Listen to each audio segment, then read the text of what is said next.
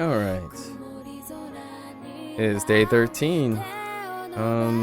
Yesterday we had a very interesting discussion about probably a little bit more detail that made me realize something that I haven't been rehearsing or practicing regarding these videos, right? And a big bulk of it dealt with trying to explain the methodology or the rationale behind the approach, which is not immediately apparent. So I'm gonna start doing this starting today, where I rehearse to myself and practice, get in practice on how to describe my approach, what is the rationale, and then through repetition and refinements, it'll become a bit more concise. So when I have to enter this conversation again, I will be far more organized in my thoughts. Yesterday we had a wonderful discussion, largely trying to compare and contrast different approaches, and I explained some concepts that came out a little bit rusty, I would say. So before we go into all of this, currently is day 13, right? And over the course of 13 days, this is the structure I've settled on due to the bigger pool that I can use now. So, hold, right?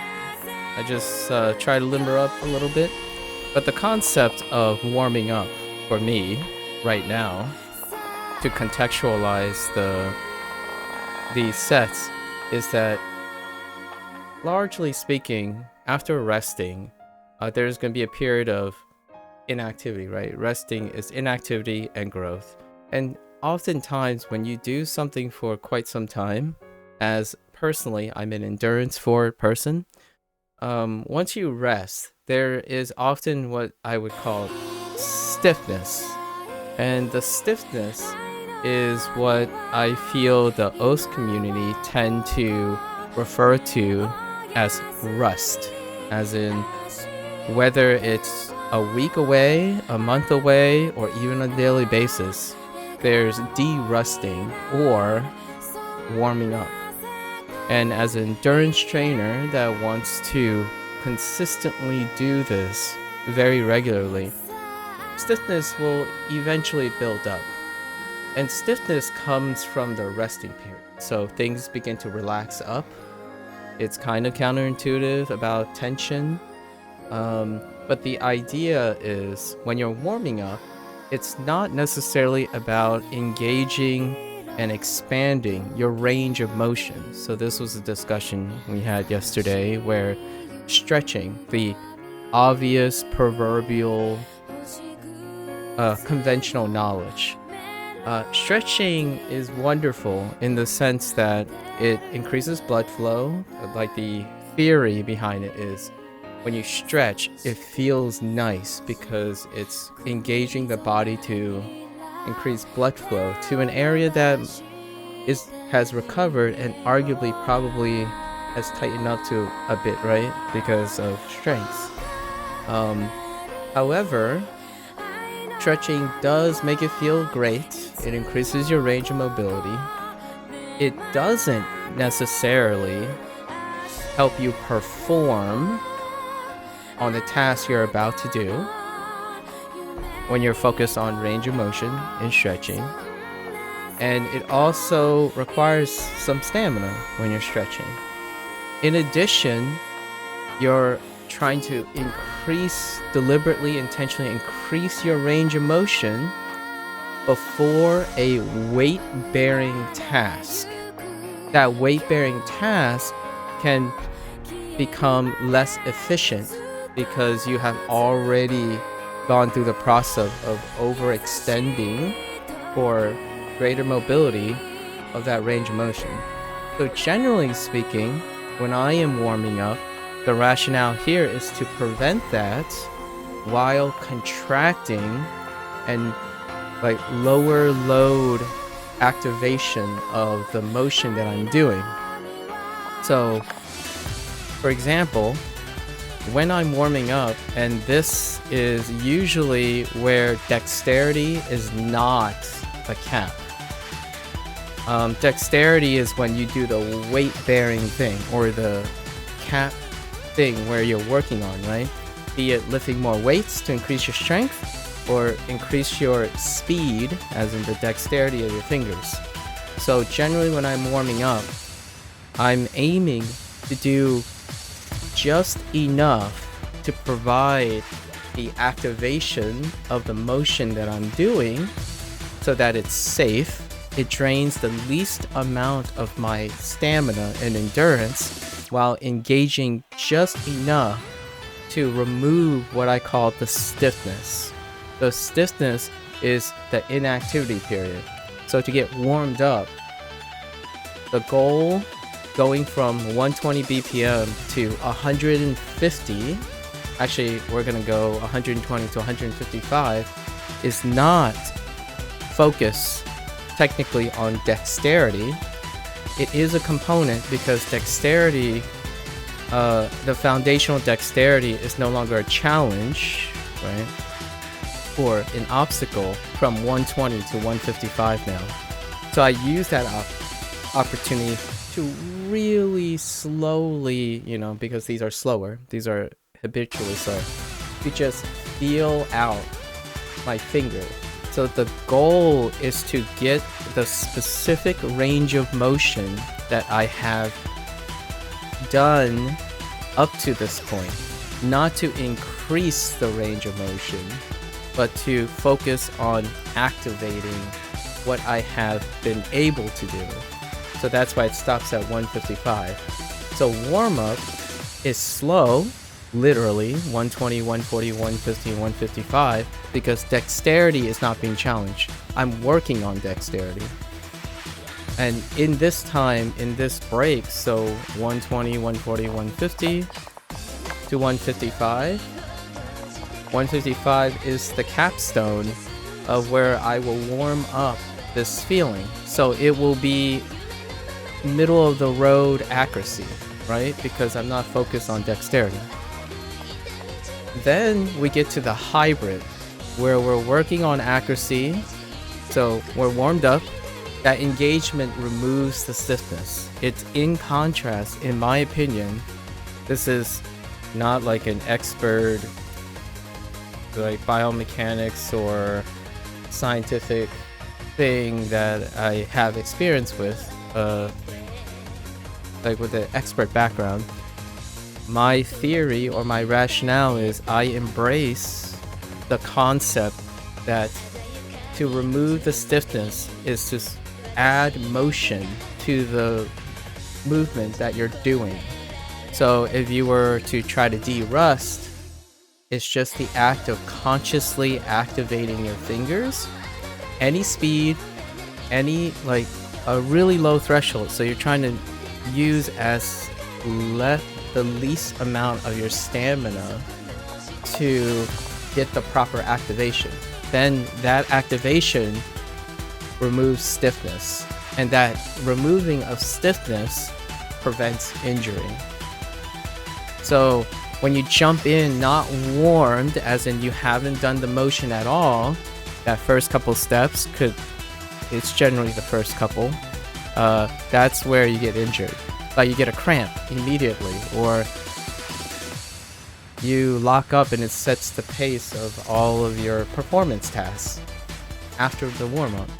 Stretching in general, in my opinion, can make you feel great, and feeling great is a great mental exercise that promotes performance too. It's not, in my opinion, a rationale for preventing injury.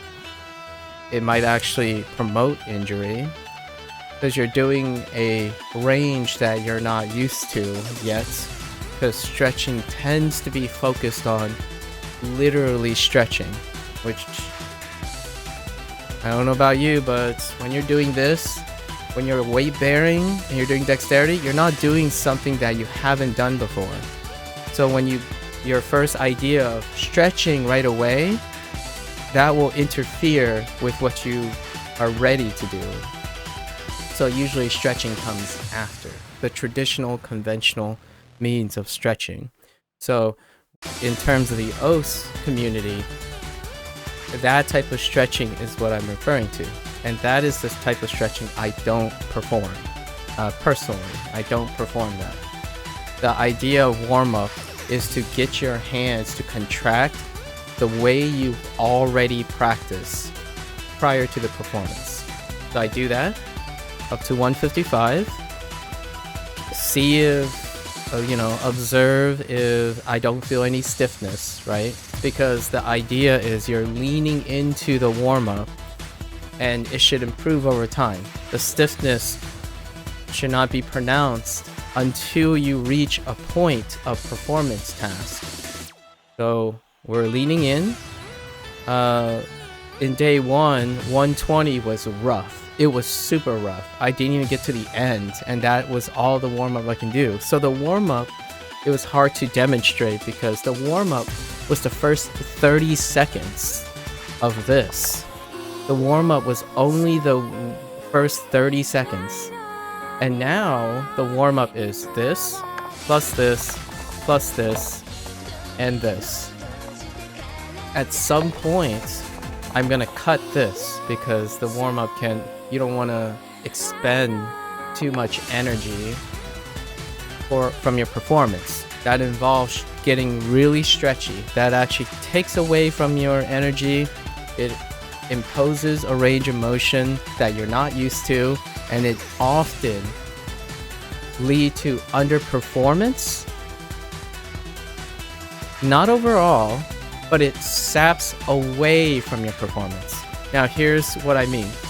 If stretching makes you feel good, that ultimately could drive it above your own performance. It doesn't mean that it's doing something mechanically, like preventing injury. Overall, if you're performing better and you're performing longer, it might seem like it's preventing injury. But I can assure you that there is a very loose data or consistent data where someone actively stretches a lot and do the same endurance training over a month, a year, 3 years for the rest of their life, it doesn't significantly prevent injury. Between someone another athlete, closely related athlete, that doesn't do that. There is no evidence, longitudinal evidence, that's strong enough to say it is significant. And it still is holding up today, where we assume that something that makes you feel good somehow translates to preventive injury. Just for the record, it's not to say that there's something that says it doesn't either, right? So just as much as me suggesting a word of caution, where the mindset, so I'm thinking more of the psychology here. So if you're stretching and you're just like, oh, I feel so good, the habit is that you're going to stretch well beyond your range of motion on weight bearing. So when you're stretching like your chest, your bench press is going to be right here somewhere. But this feels so good. What would happen when you take on weight? You're going to try to push way past your range of motion. It's going to be the range of motion you can do without weights. So the idea is, what are you more prone to injury? Well, you're going to be more prone to injury when you experiment with a higher range of motion during exertion, right? So in a way, when you're stretching, you can do it after you work out, because then you can have the safety of gaining that range of motion for the next workout after you rest from stretching. Stretching is an active process too. So when you're increasing your range of motion, it is not weight bearing.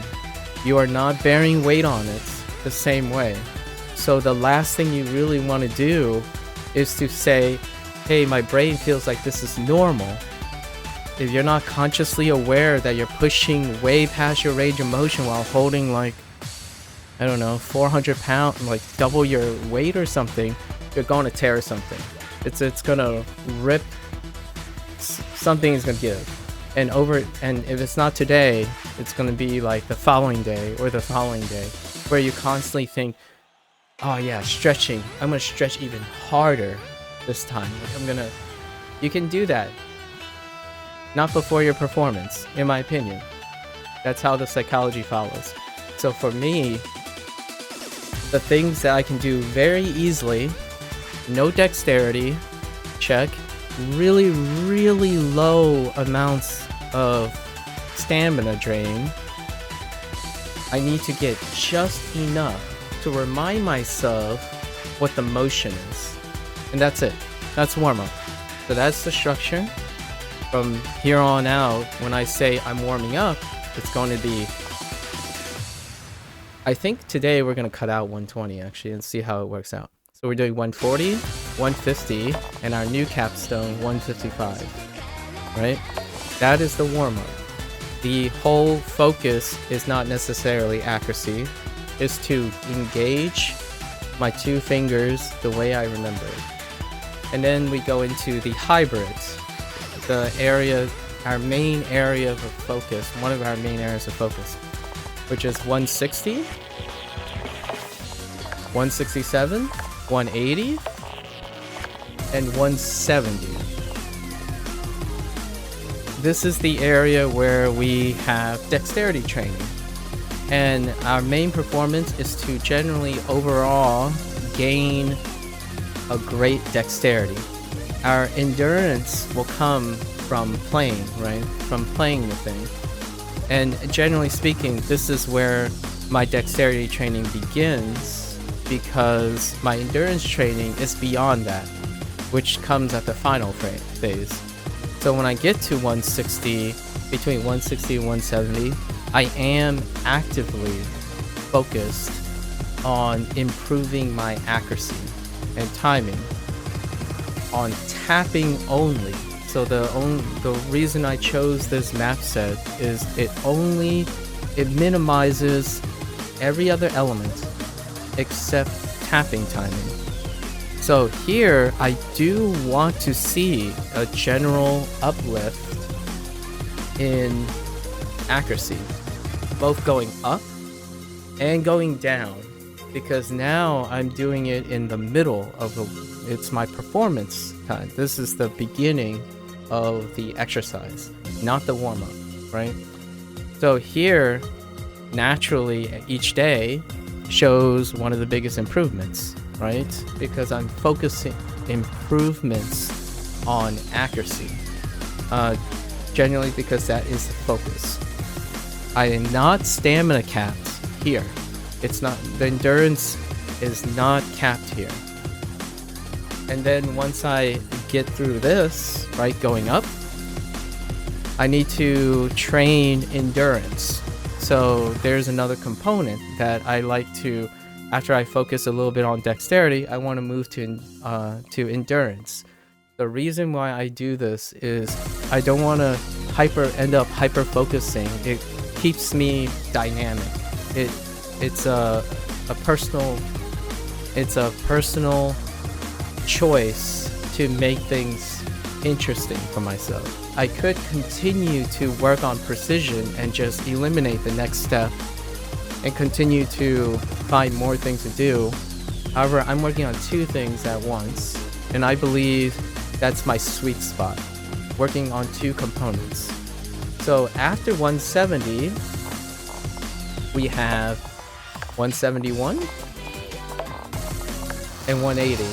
And largely this is because of interest of time. I could place one more in, like 175 or something, if I find one. So what does 170 and 171 and 180 do? And this is where yesterday's discussion came in. And I realized that I'd done a really incredibly terrible job at explaining. And the reason why one of the biggest reasons why I was doing a terrible job is because I didn't plan anything and it was difficult. So when someone when a really great person, right? It was really fun. We had a long conversation. They suggested something. My response was very muted. Like, oh, well, it's kind of hard to explain. And then I did the whole routine. I listened to myself and said, yeah, I said that because I wasn't ready to explain. And that's revealing to me that I haven't rehearsed something enough to be confident enough to lower the effort it takes for me to explain it. Over time, in the next like 4 or 5 hours, we kind of got ideas thrown back and forth to remove that. What I'm doing here is to make it more concise, and repeating it and rehearsing it helps a lot. So here, in this part, this is where that conversation started. I was doing this here in this phase. So to explain this phase is my endurance phase.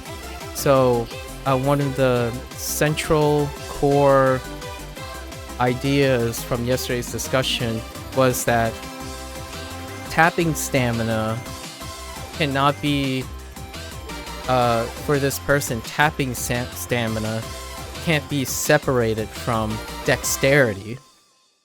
So what I mean by that is, to the OS community, it would be stamina, when tapping stamina cannot be separated from accuracy. So accuracy must be high to be considered fruitful tapping stamina. So accurate stamina, those two are necessary.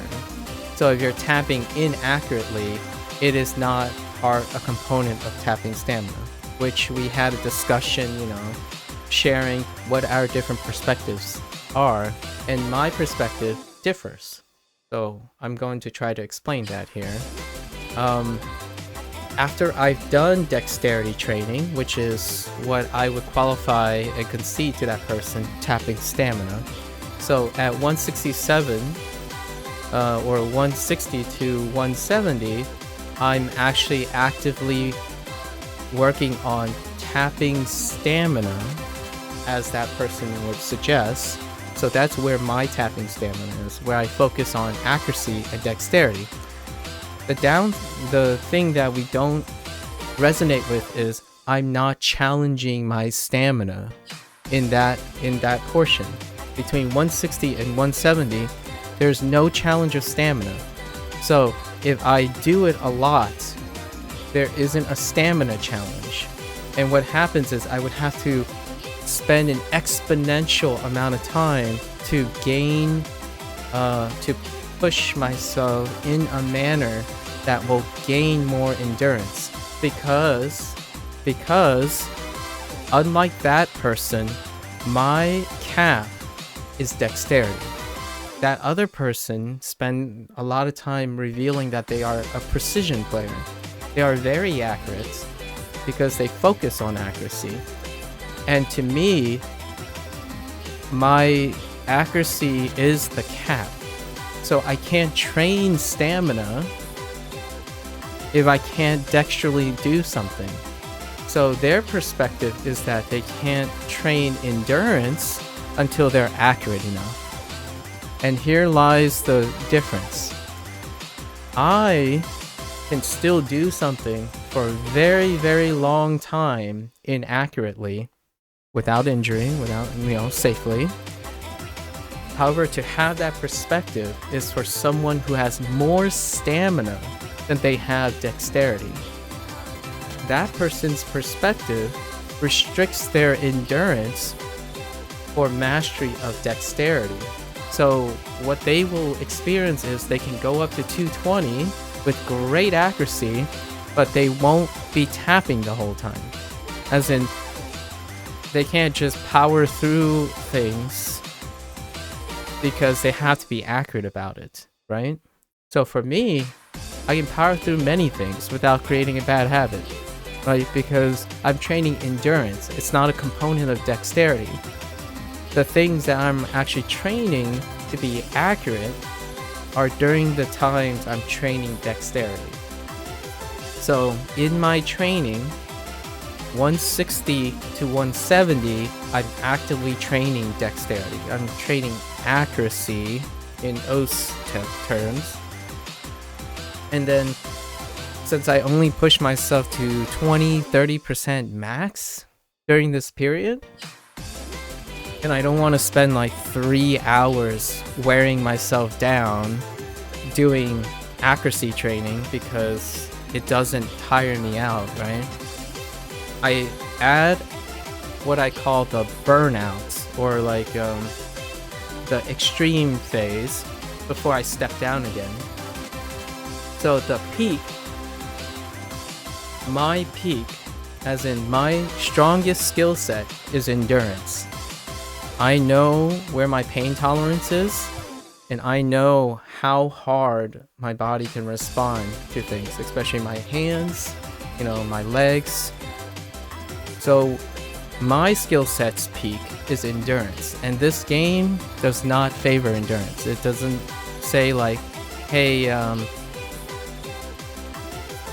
your rank is based on how many times you can tap in like, I don't know, 600 or like 60 minutes or something. There's nothing like that. It's not something that measures and corresponds well to OS. However, it's a component that I have strengthened, so I have to go one above. So when I do 171, 180, which is when this person came in, they saw me what they call mashing through the song. However, it's I might add another tool to show something, but there's a difference between mashing and actively just trying to move as quickly as possible. I no longer have the dexterity to keep up with the resolution that's required on 171 and 180, but I will need to do something to exhaust myself. So naturally, it may appear like it's irregular and I have no finger control and stuff, but that's not the point. The point is to exhaust my fingers so that I can maintain my level of endurance. And that is the goal of this. So it still improves over time. You can see that it's starting to scale up, right? What do I gain from this? Well, when you have a lot of endurance, you learn to relax. When you relax, lower dexterities get more resolute. So what I mean by that is, after I burn out from this, I step down and everything else becomes more relaxed. So I can be fast without straining. If your endurance go well beyond some place that you're not dexterous enough, as you step down, everything else becomes, the mindset becomes a lot easier. This is only specifically from the perspective of an endurance person. This is how I train. So when I'm learning a language, right? What's a good dexterity or intelligence check, right? I learn vocabulary.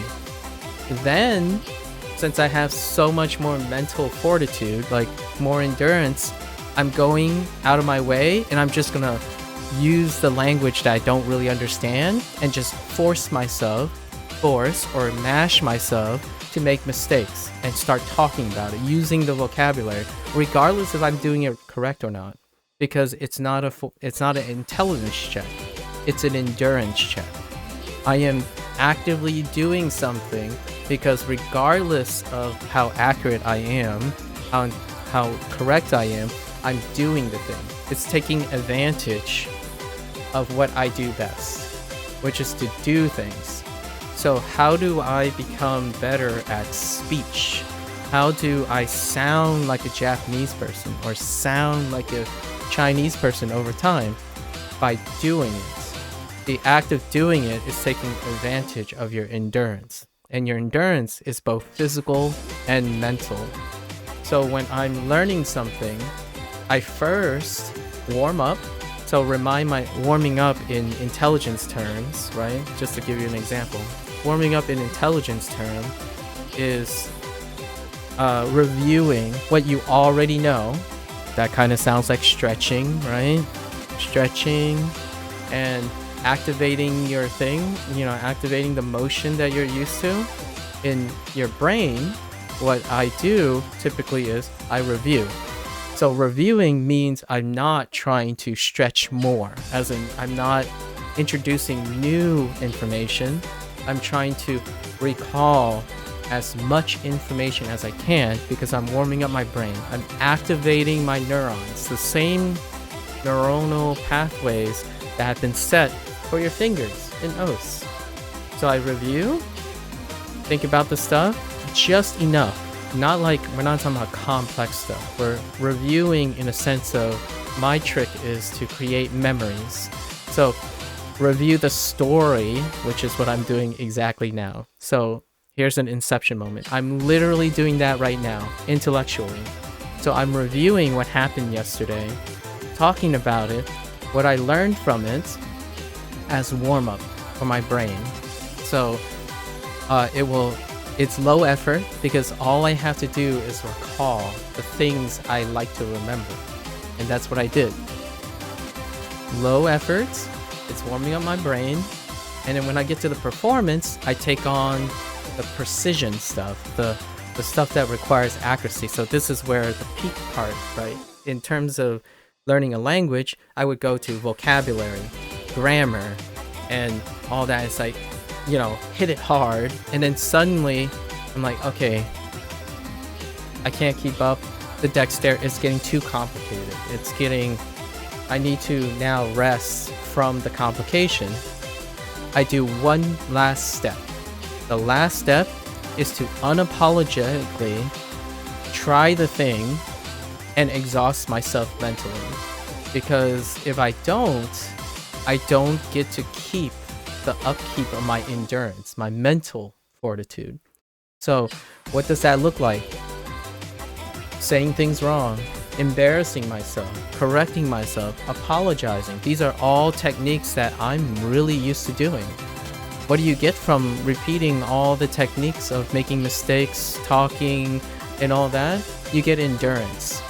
You learn how to take care of yourself doing all the stuff you typically do, right? Apologizing in itself is a endurance training because it's a technique that you do all the time. So then, right, we exhaust ourselves, and what is the next period? You cool down. So you cool down. Generally, intelligence-wise, I would cool down with something I know how to do. And but I can work on, right?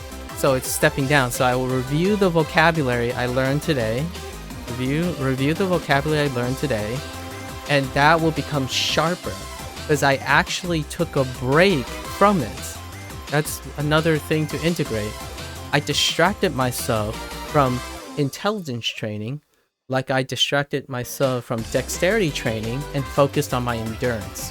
As I stepped down and refocused on dexterity and or intelligence, I now had a break both mentally and physically from that task. And I'm using that as a last, what I call the cool down phase, where you're cooling down past your thing. And eventually all these things, this entire structure will shift upward towards your goal. It'll continuously shift, and you can design your goal with an element in mind that hopefully when you test it with, at least for me, hopefully I test it with my approach for myself, it will get me closer to the goal. If it doesn't, I have to reform that. But the structure itself is consistent. And that's kind of the idea. So it's gonna be tough because I added 3 components and something is falling by the wayside because triples, I had to start developing the foundations for the triples, right? And that's stacking twice as much. And this is a slower process because time is it's 2 different disciplines. And that's kind of how you build up, in my opinion. That's what I do. So just as a way to comprehensively I'm making this and then I'm gonna like make a video out of it, right? So that I can rehearse and see how much it changed over time. What would be an analogy of exercising dexterity for language? I'm not really sure what that means. Instead of forcing yourself to do, just keep learning new words, or like in a fighting game you keep learning new inputs or refining your ways, you know. And dexterity training is often about execution. So the intelligence component is kind of for language. The intelligence component is what you're actively part of the dexterity. However, dexterity component can also be how well you react to things. So like your fluidity. You could say, how do you practice vocabulary that isn't intelligence? Speaking the vocabulary over and over again. So a form of dexterity training would be how well you enunciate or use tonal language. So if I said "sodeska" a bunch of times, and then "sodeska" the next day, and then the next day, it may become more and more practiced, right? If you're working on how to pronounce things, it's a combination of dexterity training and intelligence training. No matter how intelligent you are, as in how much information or vocabulary you take in, if you don't practice saying the things, you can't speak the things. It's a dexterity component. So that would be a way. Generally speaking, when you listen to something, that's also a dexterity training, because perception is part of listening. That's also a lot of your senses when doing language, to me, comes from actually endurance. So what I mean by that is the whole dexterity phase of learning language, for me personally, comes at the expense of my endurance.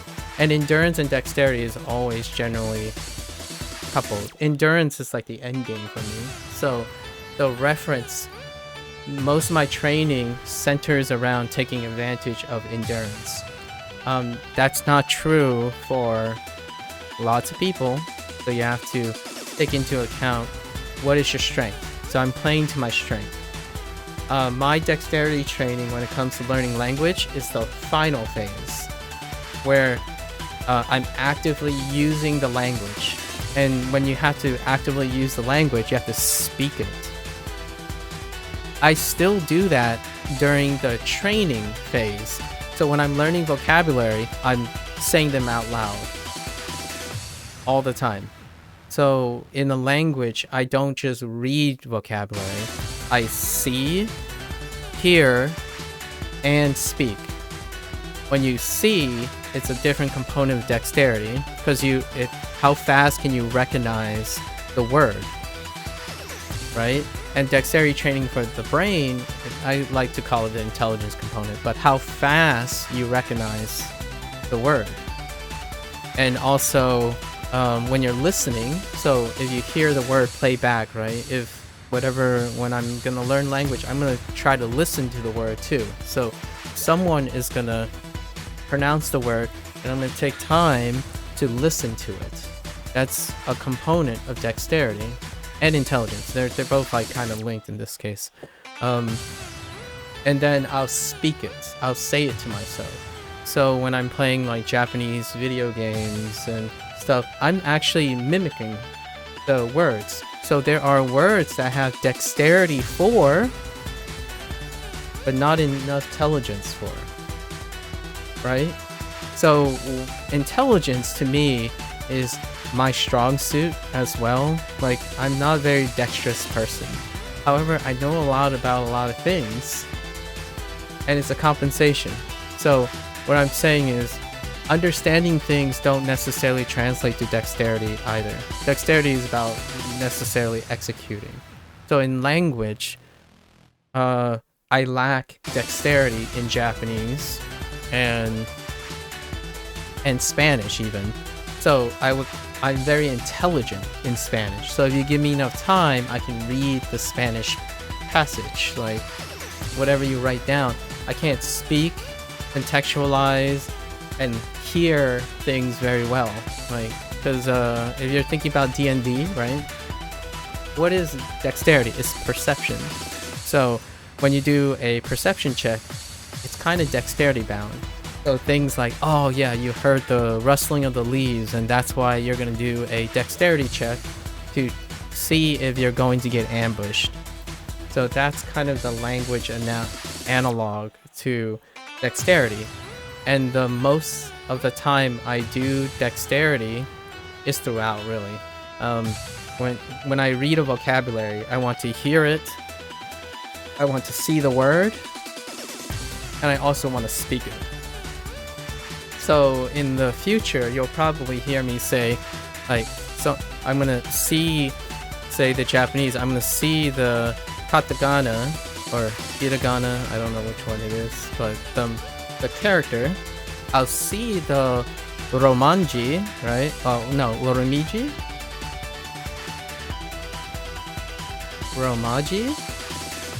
The, you know, like the English version, the phonetical version associated with the character, hear someone say it to me, and then I'm gonna repeat it. Back and forth. Over and over again. Constantly. During the Dex Intelligence, the workout, the main workout that I'm building for precision and accuracy, like in OS, I'm gonna be really wired because I'm warmed up and I'm gonna do that. The moment I see a dip, like I'm sacrificing that, right? I feel tired in speaking or tired of, I'm losing my focus. I enter my endurance segment, because generally speaking for myself, I'm still not tired. Like I'm not tired of repetition or doing something, like my stamina is not gone. My focus has disappeared. And that is a component of endurance. However, you can still train a lot of parts of endurance that isn't precision based. For example, you can talk very intelligently for a really long time, and then eventually you're like, yeah, I just want to vibe and chill. Your endurance is kicking in. You still want to do something, but you want to not do the complexity part. And that's endurance training. And to me, when someone says, oh yeah, you're just smashing through and you're struggling, or you're finger locking at 171 and 180, if I had to relate to those people, the whole point is, it doesn't matter if it's finger locks or smashing or anything. What I'm trying to do is, what I have been describing not very well, is I just want to keep my fingers moving. Because my fingers can still move. It just doesn't move very controlled. Because my dex is gone. It's beyond my dexterity training. I can't keep 171 or 180. However, eventually it's going to happen regardless. So I'm squeezing my endurance to get just a little bit more of everything else. Endurance is the basis of everything you do, in my opinion. It is the foundation, and not many people have that, in my opinion, because they choose to favor others. So where this person gains an appearance of always being accurate, right? I don't. I go through periods of accuracy, maybe, periods of fatigue, periods of it's using my endurance to my advantage. So what does that mean when one of the central themes of what I'm saying yesterday is, sure, okay, so you have a lot of endurance. How can you use that to your advantage? Like what are things that you're foregoing if you're always saying, oh yeah, if you want to do something, you got to do it right. You know, what do I say to that other person that I'm gaining that they don't? I am adaptable. I'm less stringent. I have way more skill sets. But they're not as great as the one skill set. Like, I'm not going to be as proficient as the one skill set and the very specific condition you have. So the conversation, the key word that comes up all the time is, well, it varies. Well, it depends. Well, I need to do this in order for it to count. An endurance person, it doesn't matter. You just do. All the time. It's just, you do it until you're tired. If you're going to play 4 games, 14 games, 100 games, you have to get to a point where you're tired. And it is very, very hard for me. It's one of the things that ruins my sleep, right? I can't wind down a lot of times. So my goal in my life to keep myself consistent is to get to a point of exhaustion. So I keep taking on new workloads. I'm not getting really good at any particular thing, for sure. However, my perspective, which is what I was sharing yesterday, is that I'm worldly. I have to be worldly to take on too much. For a person like that, underperforming in accuracy is enough to drain them of all their energy, of all their endurance. So in the end, I will outlast them. I won't get like more accurate or better than them by the things that they value. There's no possible way. Not even if I try to focus on that, I can't become them. It's really difficult, because as an endurance person, the things you work on will become less and less engaging over time. If your endurance is really high, things become boring very quickly. And boring requires dynamics. And when you're becoming dynamic, it's inconsistent. The whole drawback of someone who has a high endurance is that I need to realize it's very human to get bored when it takes so long for you to get tired of doing something. For example, what stops me from doing a lot of things? My physical limitations. I would sacrifice sleep if I didn't have to sleep. So those are my toughest challenges. My toughest challenge is getting tired regularly, resting well, so now it comes full circle. When someone talks to me about rest, stretch, and all that stuff, it's really near and dear to my heart, because I have to learn these things all the time. Otherwise, I'll injure myself. I will push myself too hard, and I'm straying away from challenges. For example, yesterday is one of the biggest discussions about, do you love challenges? There was a time in my life that I absolutely love challenges. The reason why I love challenges, the biggest reason, is that those challenges get me exhausted. Like, when I was growing up, I avoided challenges, which is what most young people do. They avoid challenges. And I was trying to speak to this person as an older person to a younger person, that if you're constantly looking for ways to make things more approachable, then you're not a person who loves challenges. Generally speaking, a symptom of someone who loves challenges is, yes, they are always at risk. They take risks. They're prone to injury. They can improve, like the trade-off is they can improve by leaps and bounds. They can also fail, like really, really terribly. Those are individuals who truly love challenges. And I was one of them before. And it was not sustainable. Like, I kept taking on more things. Like, my challenge was I needed to challenge my endurance, right? So how much I could handle. And I was reckless. I just took on so many things, and I failed gloriously. And it was not sustainable. So this person, though, wanted to be consistent. They want to be consistently improving. They keep finding new ways, but related ways. So they're not stretching out too far. They're just putting comfort zone and consistently improving. That is someone, when you tell me that you love challenges, that is someone that doesn't love challenges. The whole strength of your approach is to stray away from challenges.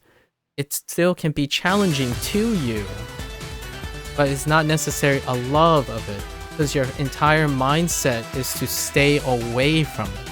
When you're playing safe, when you're only doing things that are achievable, that's making sure you don't get challenged, right? It's to reduce it. It's still challenging, just the mindset is not the same. It's great that you do that, and now I do that too. So what does the challenge look like here? Well, we met someone like that actually 4 days ago, which integrates another part of his story to mine. Is that what does he do when he plays Oath? He just plays the hardest thing possible and then just bank it off. Like, just pick whatever hardest thing you do and go at it and slam into it. That's a person who likes challenges. What's wrong? What is the trade-off for a person who likes challenges? They're gonna get hit really, really hard by potential failure along with great improvements. And that person must be become aware of their personality, right? What are the drawbacks and stuff? So they must come up with methods to offset that. So what happens when you get a big failure as a challenge lover? Find ways to bring you back up really, really fast. A lot of times it'd be like having a cheat day. Like, for example, if you're if you're a exercise person, right? And you push yourself really hard, you just always constantly like, hey, I'm just gonna do a handstand today. So you need a regiment. You gotta make sure you're ready when you get injured. You gotta be ready mentally when you hit a wall or something. That's what awareness is. So generally speaking, if you like consistency, which is another video that we already placed, if you like consistency, you don't like challenge. You are actually trying to minimize as much challenge as possible so that you're comfortable enough to be safe. And I like that. And that's my approach now. The idea is that those things are sustainable. And I talked about the contrast between old age and like younger versus older, how their learning process changes. When you get older and older, you favor consistency more and more. The reason is your perspective has shifted. You're not only 18 years of life anymore. Your life keeps getting longer and longer. And when you get longer and longer, your perspective shifts to endurance. It shifts to doing things longer and longer periods of time. Because your perspective on how long you've done something keeps getting longer.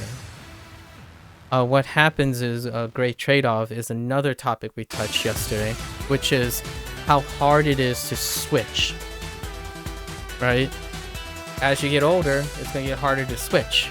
You develop more emotional investment into the things you've kept up. For me, in order for me, the problem that I have to tackle is I can't play it too safe. I must integrate things that challenge my endurance.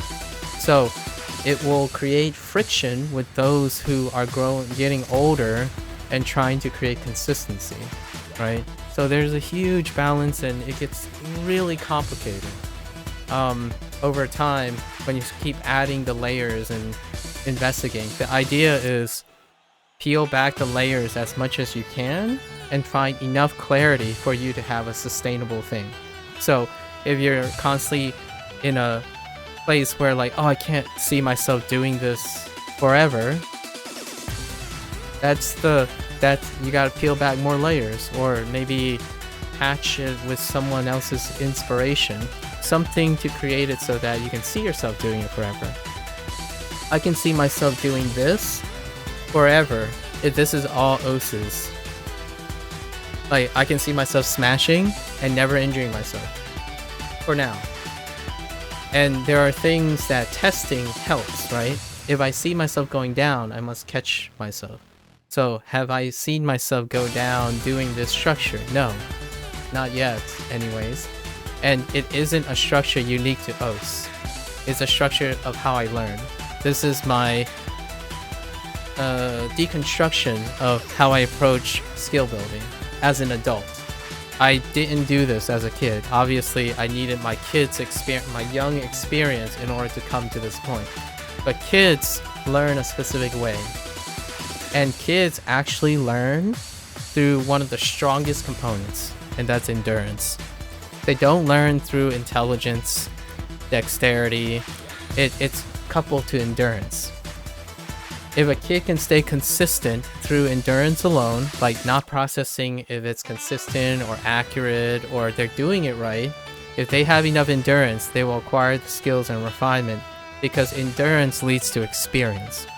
The biggest component and advantage of an endurance mind is to accrue the most amount of experience. So that is my perspective. If you get a 99.9%, or if you FC, SS all these maps, it just screams to me that you have limited experience, because the time it took you to SS all those maps, I've done other things. And that's the trade-off I get. I won't SS those maps.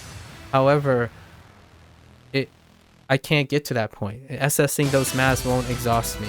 I don't gain any more endurance. As a kid, when you can get a kid to just do things, the biggest advantage, in my opinion, to being young is your endurance. You get up, you do something, you fall down, you get back right up, because you have to gain experience.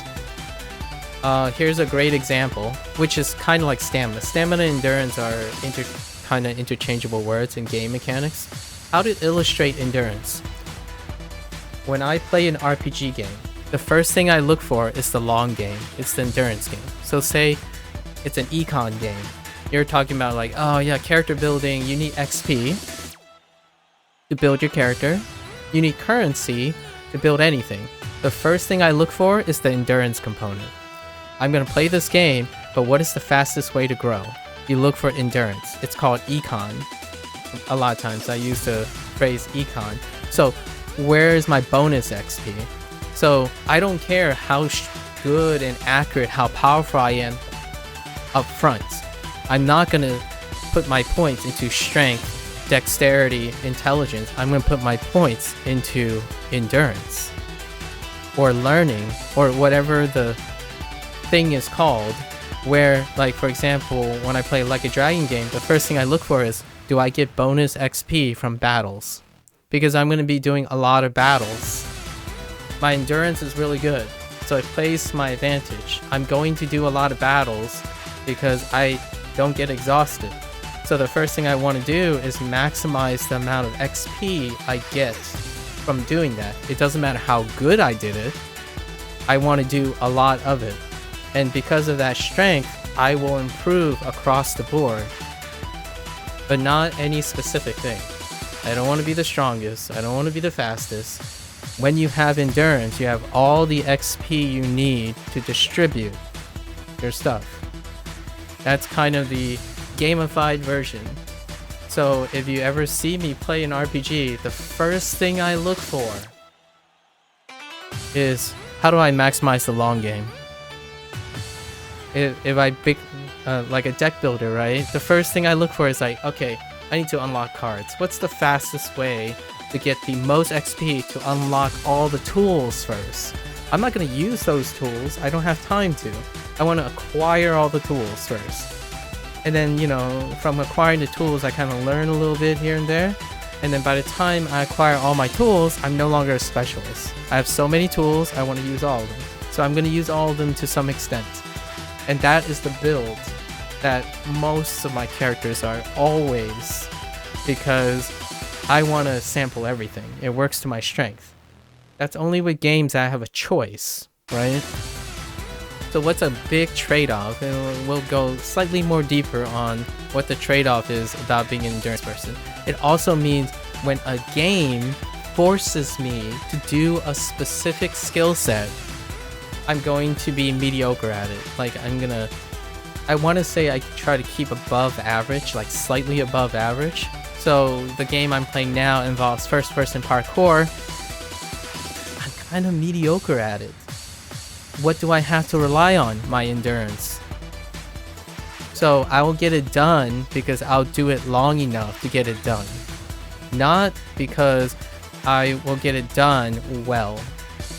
That's not the goal. So if you can resonate with me, if you truly believe you are a person that endures, like stoicism is a great example, where you take in people's problems and you try your best to like not reflect those problems. Like a stone, a foundation person, that's me. You want to talk for 10 hours? I'm right there with you. You want to drive 24 hours to get some food? I'm there with you.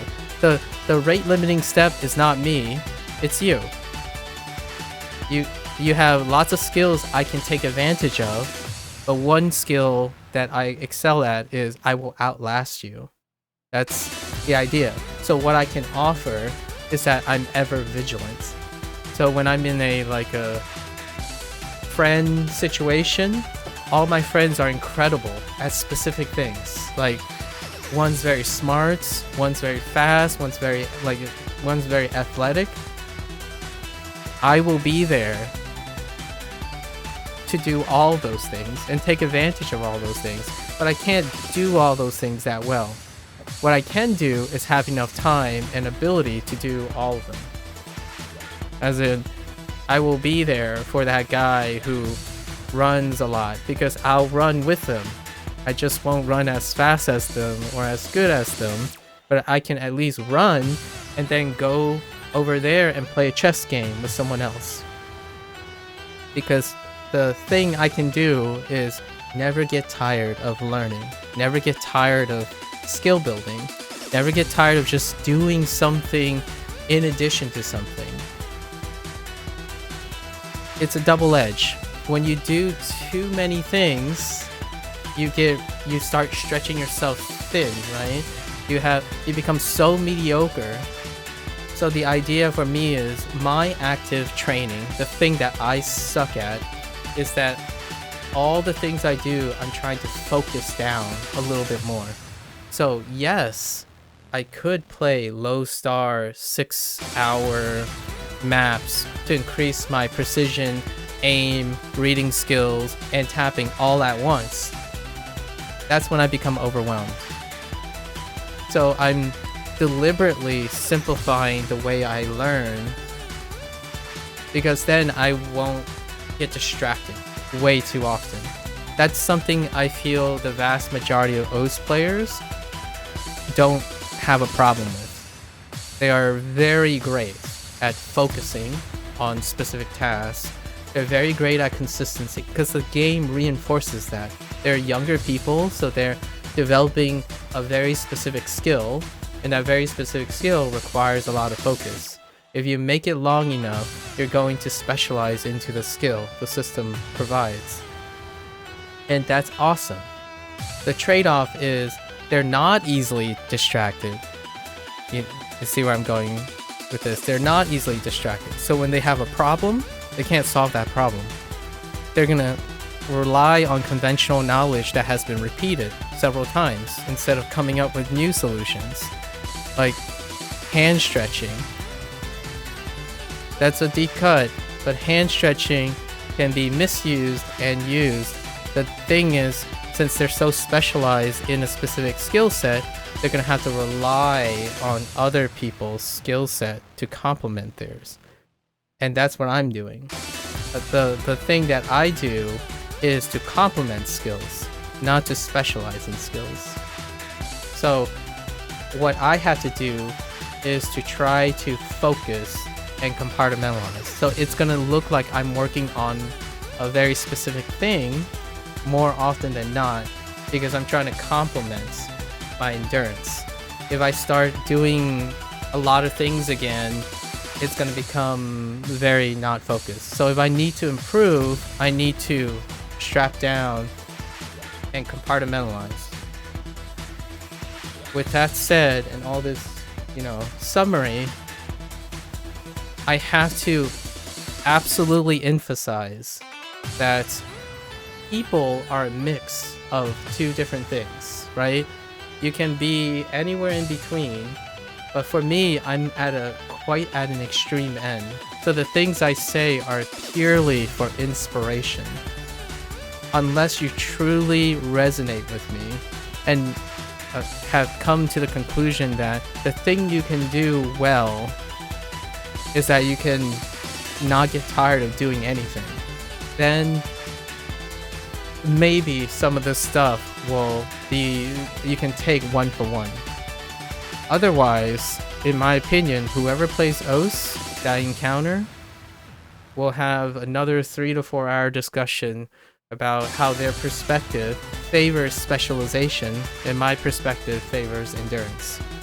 And the reason why I didn't say generalization is because a lot of times specialization has a firm context. Specialists will only frame their things in that specific context, and it can be very difficult. And I have to speak like that and take a little stretch. So I use language because language is very relatable.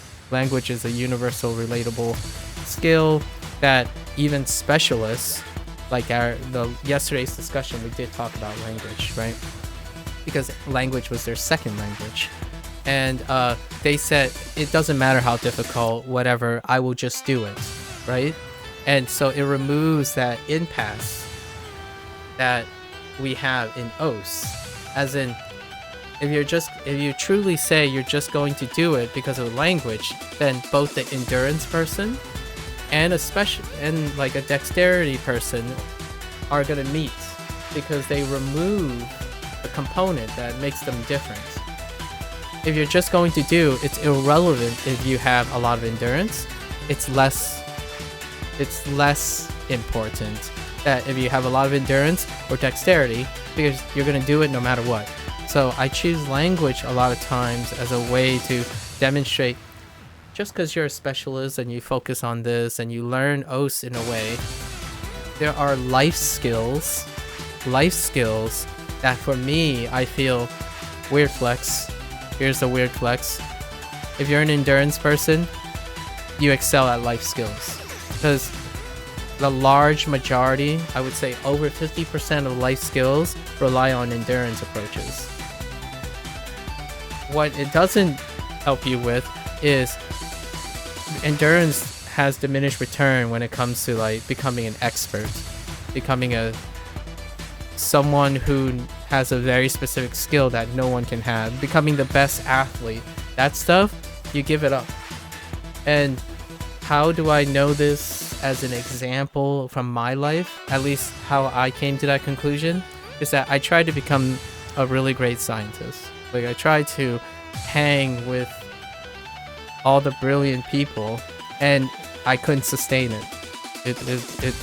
I saw my health declining, my mental state declining, and that's the stuff I work on every day. So maybe one day, a year or two down the road, I develop a way that can balance focus with being distracted. Because 90% of the time, I'm distracted.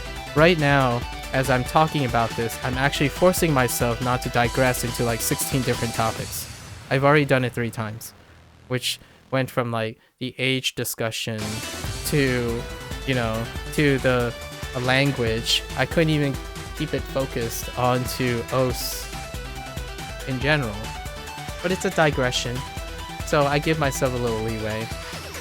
This is like, I'm doing the reverse of what I usually do now, where I digress first, then do the thing, instead of doing the thing and then digressing. It's just a swap up, but I think it's worth recovering. So let's now cool down. Now we gotta cool down from this discussion. And when I'm talking to someone else, I do this all the time. What I do is I bring the entire discussion full circle back to the topics. So it's just gonna come full circle. And that's reviewing. So for myself, I review because I'm not actually exchanging ideas with another person, right? So what is a review? Let's go over the thing that I'm going to rehearse. I'm warming up from 120 140, or actually today I'm warming up 140, 150, 155. I'm doing accuracy, quote unquote, OSU accuracy training from 160, 167, 168 to 170. And then I'm doing stamina training 171 to 180. And then I'm doing baseline warming up for this. If this goes well, I will try to do accuracy or dexterity training here. And that's it. And then after this, I'm not going to repeat this one because it's really it has a lack of foundation right now. So then I will go back to endurance workout. So 180 to 171. It's going to be tough, right? Then I'm going to focus on dexterity again, stepping down, or accuracy. And then I'm going to cool down completely, doing 155 and stopping at 150. So that's the current routine. And in another 6 or 7 days, this is going to shift upward. And I need to find more maps because this is going to shift up to like 190 or 200. And 190-ish is actually 180 is my goal. However, I kind of want another thing just in case, right? Because I don't know. So I'm going to grab a 190 and a 200, or 195 and a 200 for the endurance training. And endurance training doesn't lead into the goal of playing maps, like the feature artists that I'm going to do later. It's just there so I can tire myself out. Because I love endurance training. Like the one thing I can do that's the most consistent skill set is I will get it done whenever I can. So if it takes you 2 minutes to learn something, I don't care if it takes me 3 years. If I decide I'm going to do it, I have that attention span to do it. That's kind of the idea. And it also makes me very it's the reason why I would say that I'm a lot happier as an adult, right? Adults learn differently. And the idea is to take advantage of all your experiences. Adults learn the fastest as they continue to accumulate new experiences because they become more creative and creative at learning faster. If you don't get ahead of that, you don't necessarily need it, right? If your life is happy and whatnot, we talked about this. If you really want to know where you are in the process of learning, you have to ask yourself, are you saying phrases? This is where the phrase came, the discussion about age and the learning process between young and old people happened yesterday, was the perspective. If you're telling yourself, I can't pick up an instrument because it's easier and faster and better if I did it younger, then you're a person who probably, hopefully, you're very happy. You didn't need or pressure to learn strategies that make you learn and take advantage of your adult mind. You focused and stayed with how you learned the same way since you were younger. Because the 2 to 3 hours of the vast majority of yesterday's discussion was the idea that I learned very fast. I learned way faster than when I was younger. I can't even begin to explain how fast I can make something uniquely me. And that's the idea. All these are connected. I'm an endurance person. I do through experience. The more experience I collect, the more dynamic I can adjust to learning. When you get older and older, there's going to be more and more things you have to juggle. When you pick up an instrument, it's not just picking up an instrument anymore. As an older person, you're juggling everything else. So when you're playing video games, you don't learn video games the same way.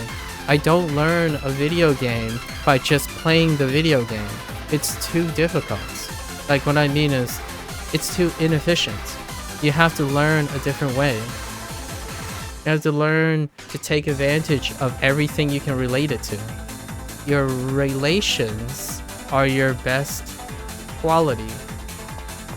So for example, when I'm learning how to code, I rely on Python, Perl, drawing the comparisons and contrasts of Python, Perl, R, MATLAB. I don't stay away from it.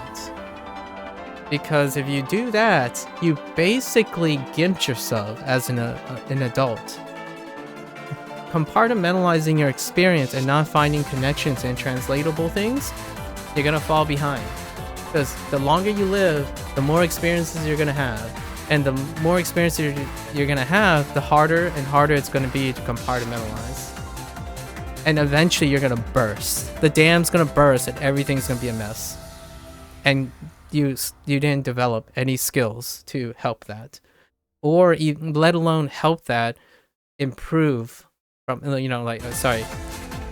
not just improve, but even to cope with it. Kid, you give them a skateboard, they only understand what they're going to observe with the skateboard. As an adult, when someone asks you, hey, do you want a skateboard? You're thinking about like 800, a million different things, like infinite number of things that either keep you from doing the skateboard or all the other things.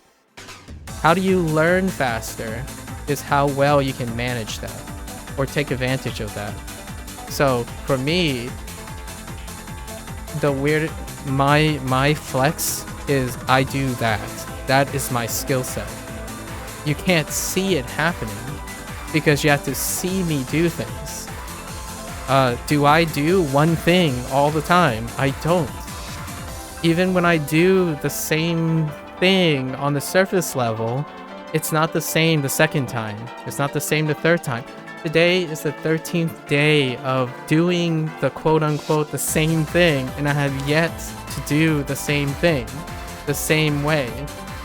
Even though mechanically I'm trying my hardest to try to do the same thing, the strength and habits that I formed comes through a lot.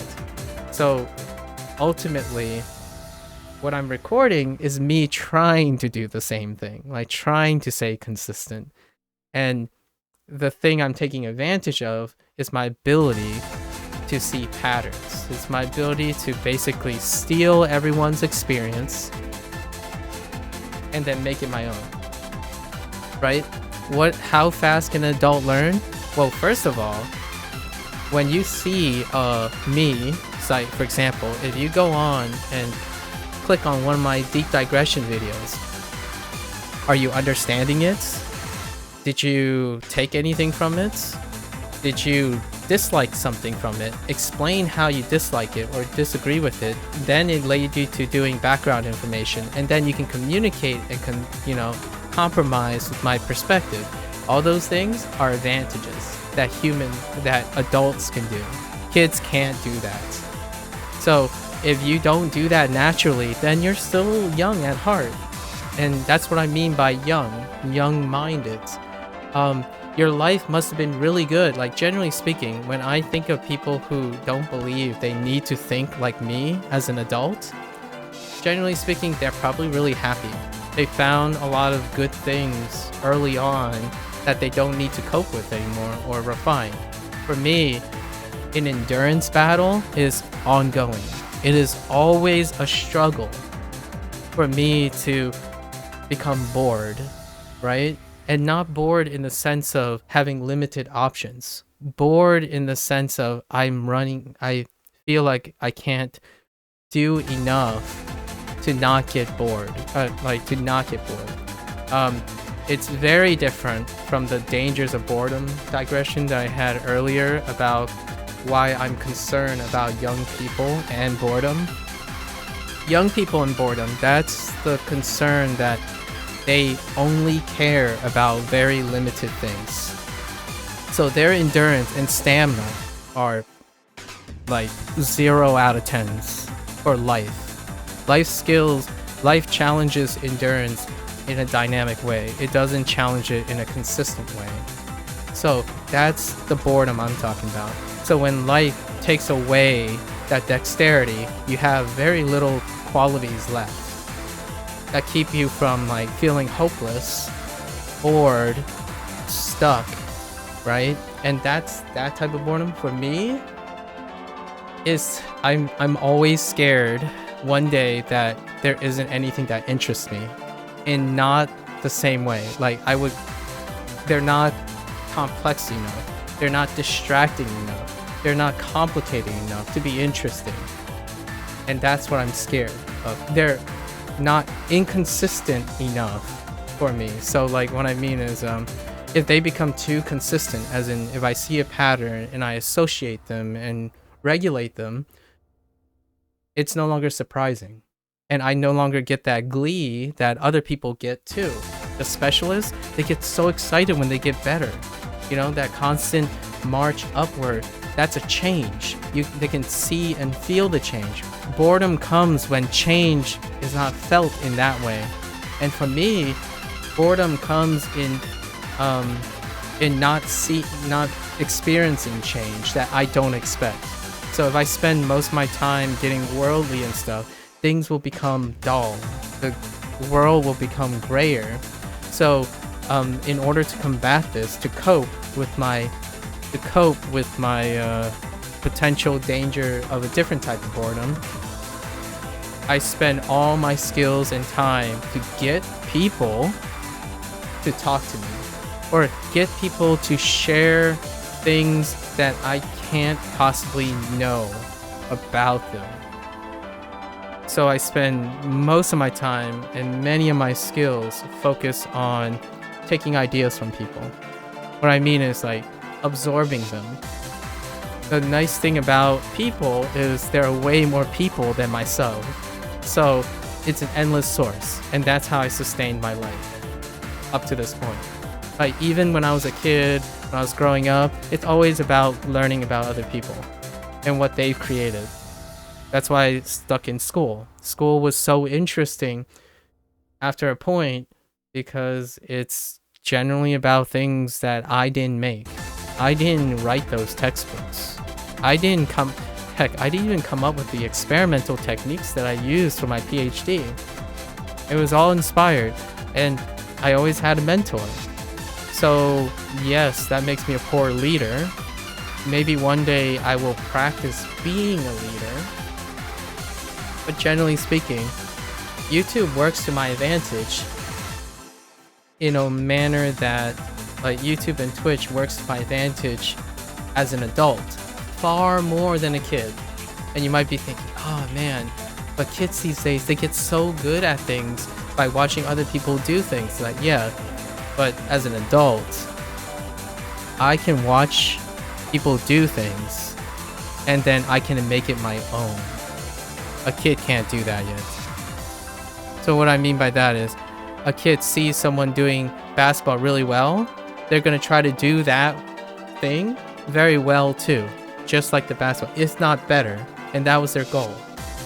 I see someone doing a basketball thing, I'd be like, alright, well, it's basketball.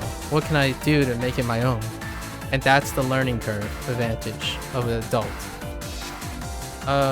When a kid needs to play OS, right? Now we're taking it full circle. Let's review one last time. Full circle. How do you become better at OS? Well, you become better by doing the exact same thing everyone else is doing because the system has told you to do so. And if you get better at them doing the same thing, you are competing with them. An adult has a tool that the kid can never have until they grow older. I can be really good at OS because no one can compete with me. And what I mean by that is it's not even a competition. As in, I choose to do things and reinvent things, innovate things, like for myself personally, just for myself, that I'm not competing with anyone. And that in itself is the same thing as a kid competing with themselves, as in like wanting to better themselves. That's a kid that's more mature. However, the adult version of that is to always create something in your own image. a lot of adults stay young because they think being competitive is where the reward is. And that's great. If you get older and older mentally and you couldn't cope with just that, like if that works out for you, you stay there. You pretty much stay there. You stay with yourself, like evaluating other people and then doing what other people are doing and trying to be better than them, right? That's like, that usually works out all the time, like at some point. When you get even older, in my opinion, when you get to like your 60s and 70s, you eventually enter a stage of life. You can enter early, and I'm saying I did, where you enter a phase where no one can touch you. You've lived 70 years. There's no possibility that anyone can reproduce anything you've done verbatim. No one can live another 70 years. If they met you now, there are very few people, and it keeps getting smaller and smaller.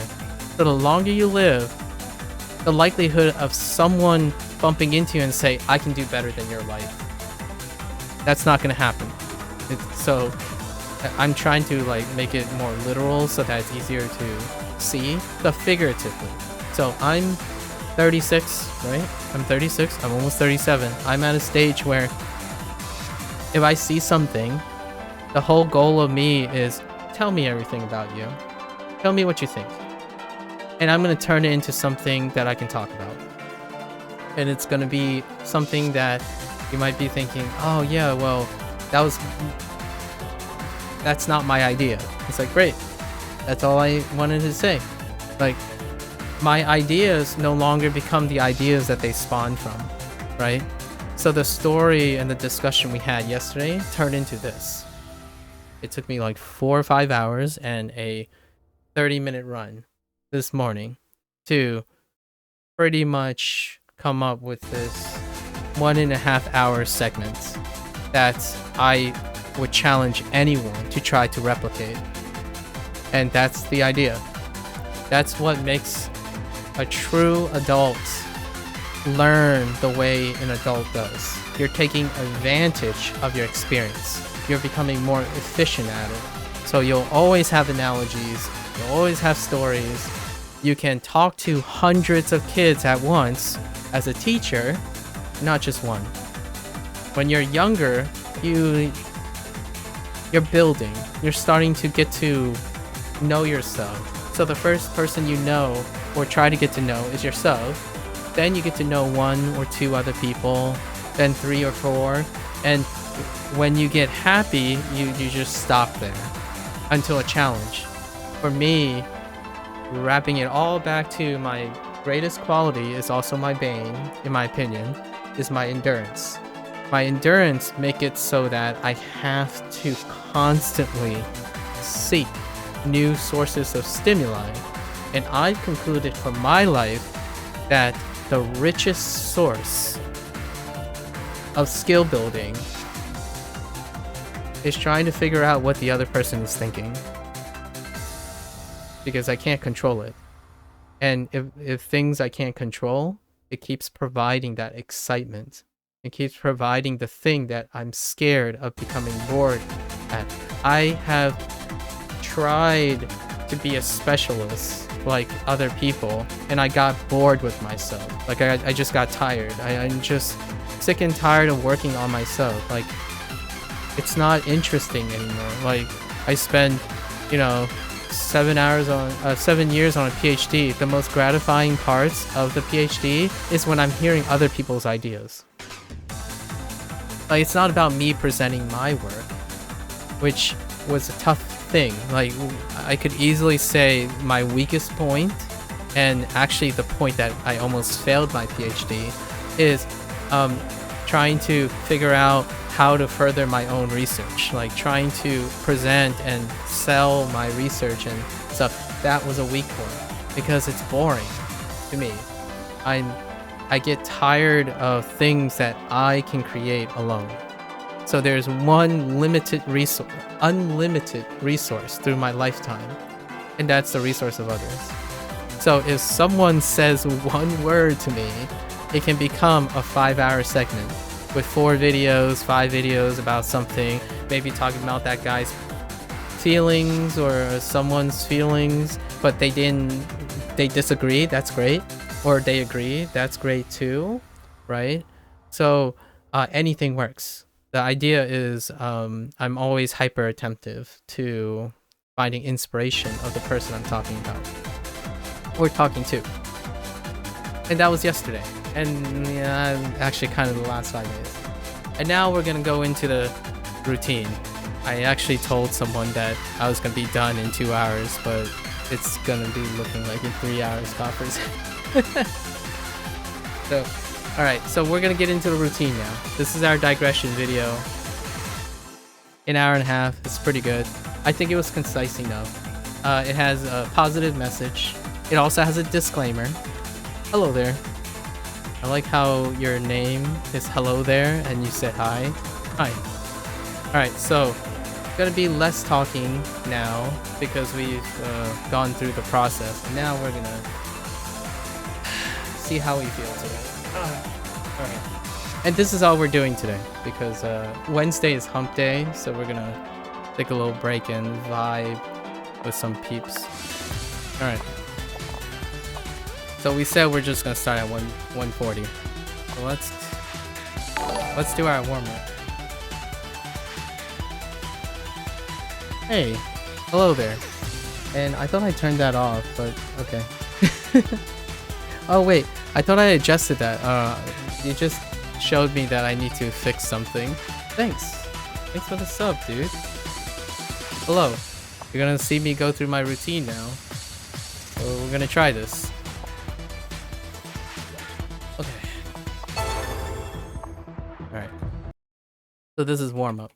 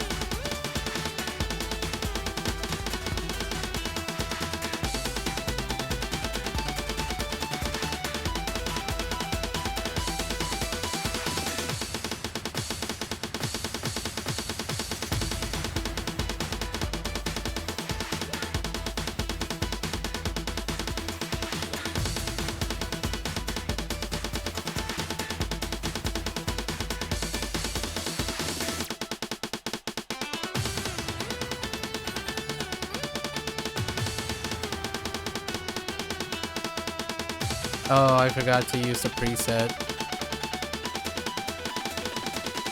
Again. Sorry, I'm distracted now.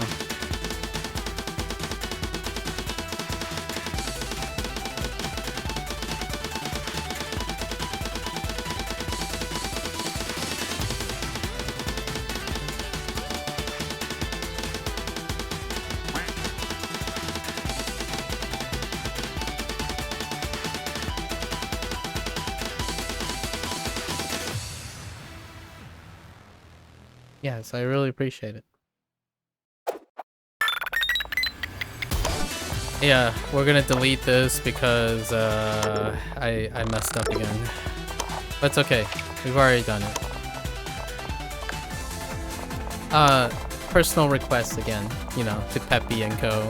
That personal presets stay on by default between sessions, as opposed to having to. I mean, I've been trying to remember to do this, but I keep forgetting. The reason is I'm using this just to collect and organize the stuff, because it's kind of hard to organize this. There's no like a sorting method to this, so I want to keep that NF, the no fail, on for these things. Because as I ramp up, there's going to be a fail condition on the endurance part. And it does look like I do tense up near the end. So today is the first day we dropped the 120 on warm-up, so there is a little bit of tension from just getting that early warm-up. It was the last 15 or 20 seconds, compounded by I saw the leaderboard thing move up, and it was distracting me. It happens, it happened 9 out of the last 13 days because I forgot about the preset. Okay. So slight tension, so I'm gonna add a little bit of rest here. I don't want to push too hard during warm-up. We're thinking like 10%, 10 to 20%.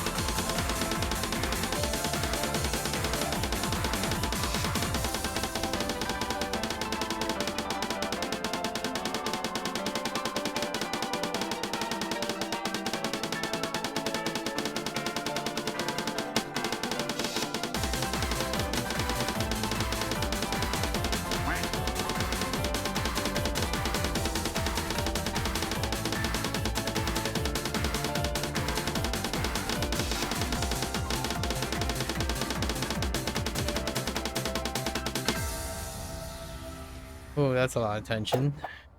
That might be a little too much. I don't think it's time to cut the 120 yet.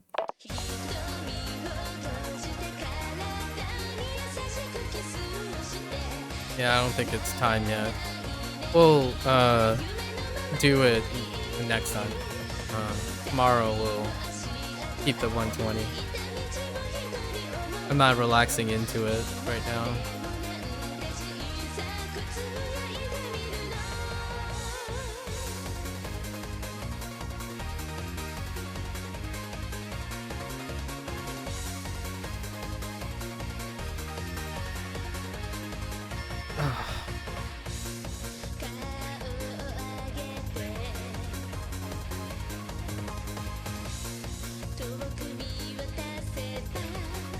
This one can be a bit rough. We'll probably drop, like not tap for after 2 minutes or something, like during the second pause, and then maybe try to resume and see how it feels for the warm-up.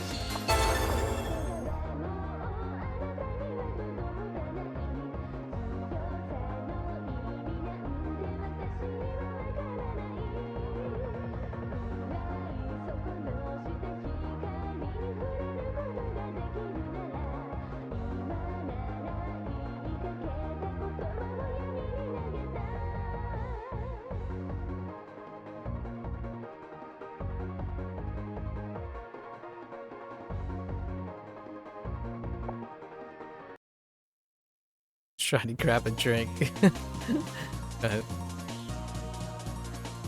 Laser was hanging up. I didn't know how long it was gonna go.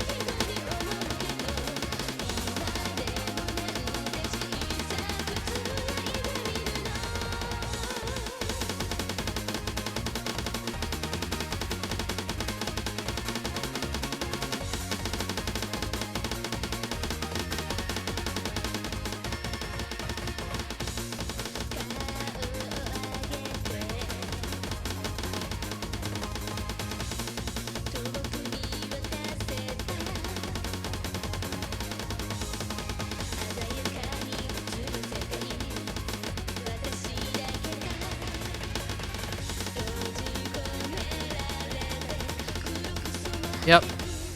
It's about where we thought.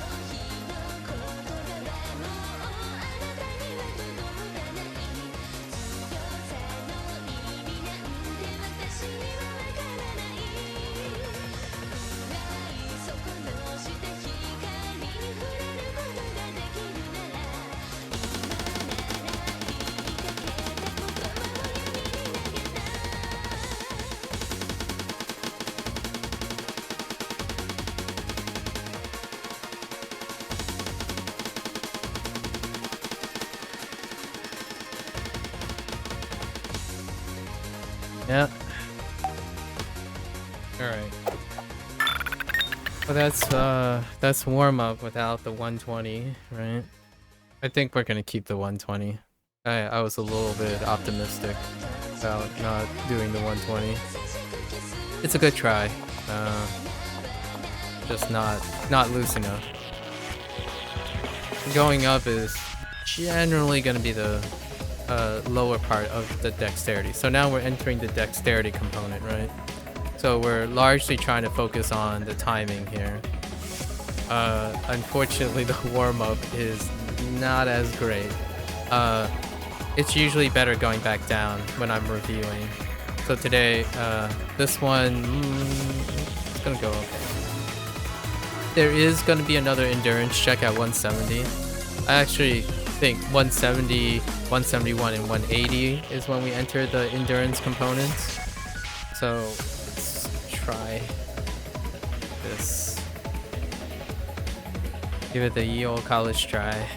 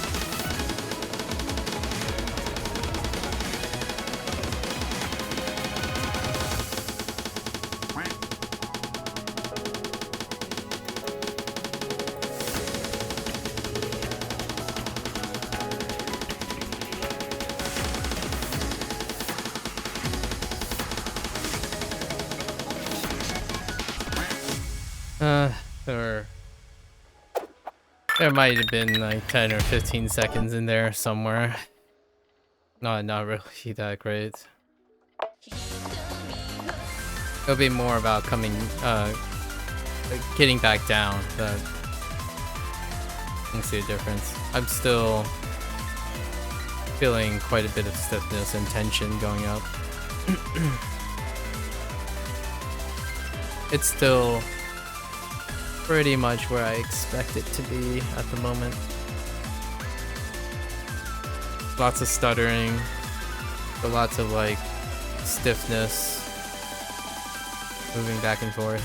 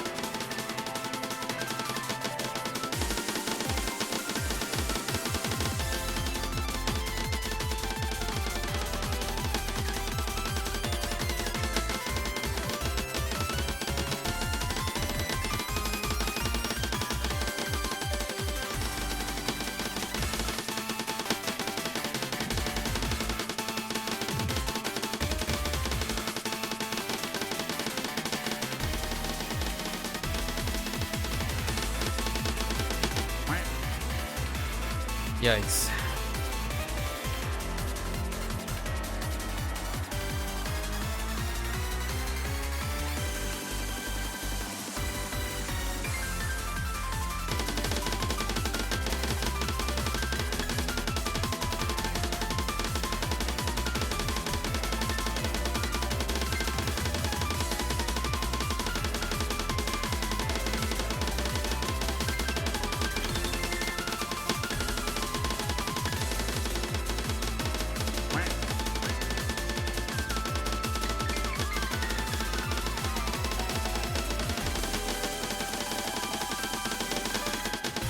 Yeah, I'm so tense. Holy heck. Oh. Be nice if the thing stops slipping as well. It's okay. It's okay. Everything's fine.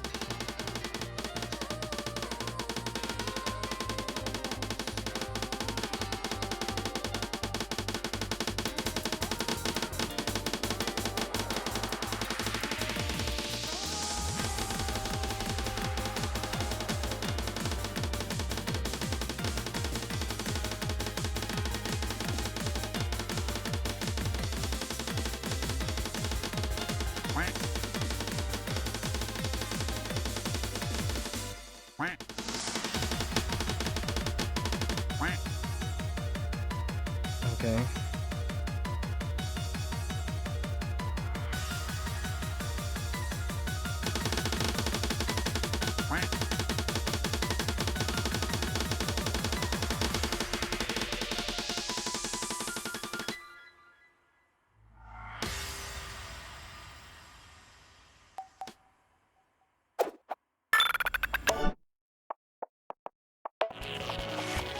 I think today the vast majority of the stuff is more of an endurance problem at the moment. It's a combination. Stepping down will be the real test on if I'm underperforming or not.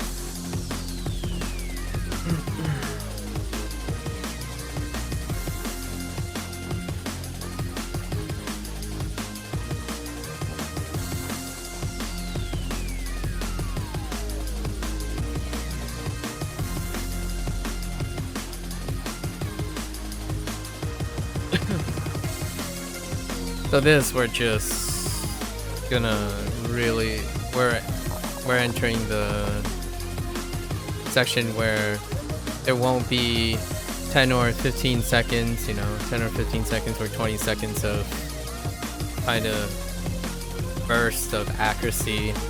This is just, we're moving our hands as much as we can.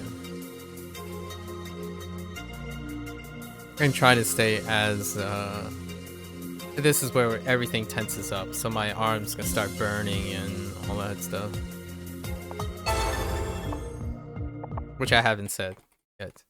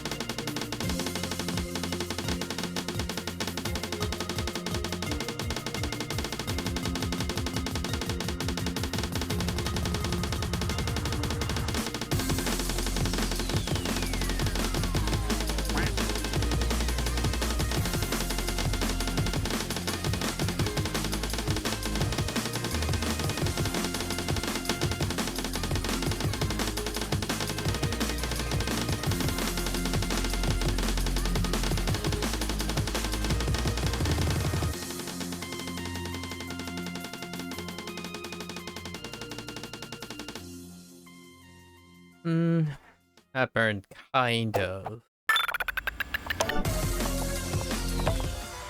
Okay.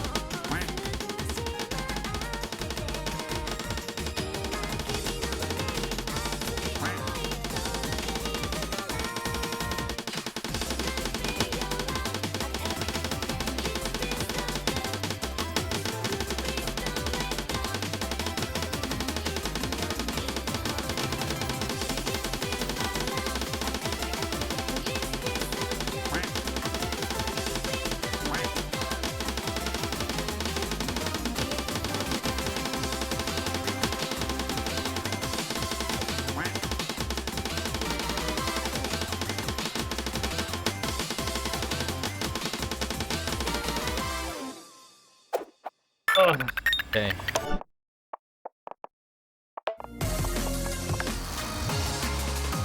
So like for between 160, 167, 168, and maybe 170. If I start straining too much, I'll just drop it, right? Just cut it off, wait, maybe come back in near the end or something like that. But for these, it's just do it regardless. Regardless if I'm really slow or not doing slow and stuff. And that's the difference, right? I won't drop it. I won't stop and pause or anything like that. I have to keep working on that though, because I still feel I have this tendency of making between 160 and 170 a lot like 171 and 180. I need to expand. I need more like map sets in between. I'll have to look.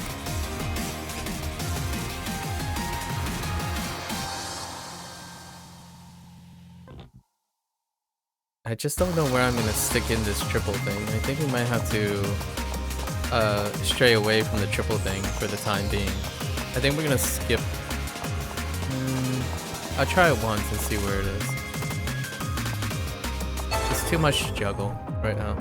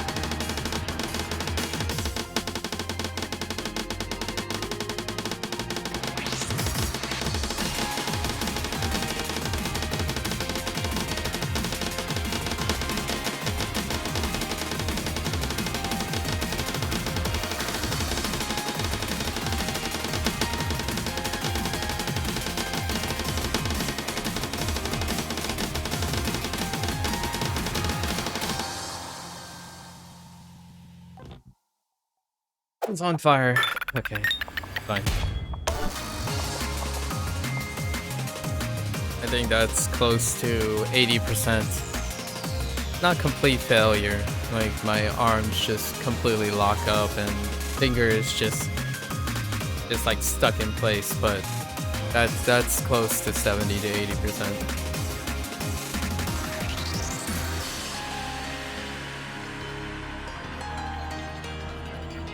Alright, so this is the part where I'm still not sure if I want to do it this way yet. So this is where I move to this as a step down, but it's a different discipline, right? This is where I tax my ring finger quite a lot. And my ring finger is the weakest part since I haven't used it in the last 3.5 years-ish for this, outside the last couple days. And it has a reading issue because I don't know how to start and stop on the same ring finger. So it's been a little bit of a struggle.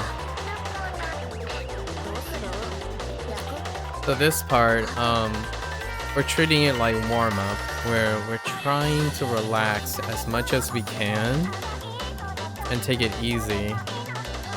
Not necessarily focused on accuracy or endurance, but just trying to visualize starting on the ring finger, stopping on the ring finger, and repeating. So from time to time, I get confused which finger I'm on. So I'm trying to establish a mind-body connection still with this stuff.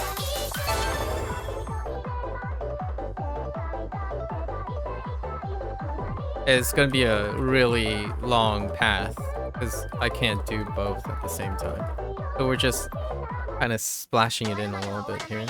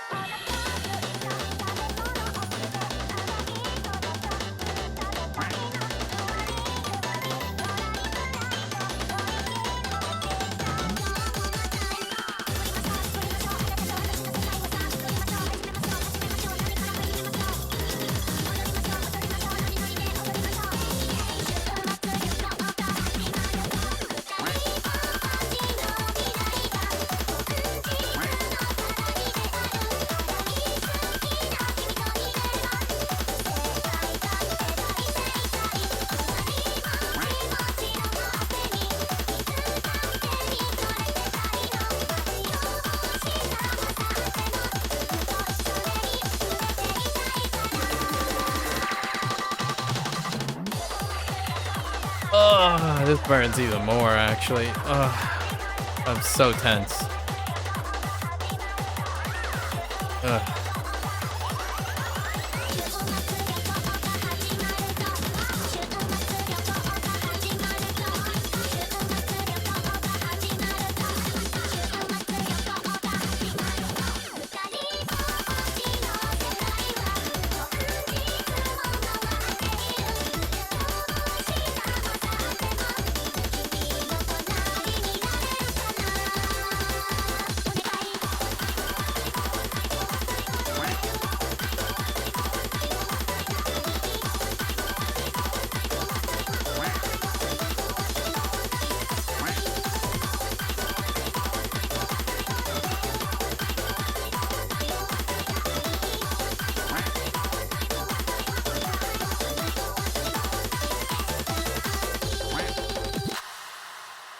Boy.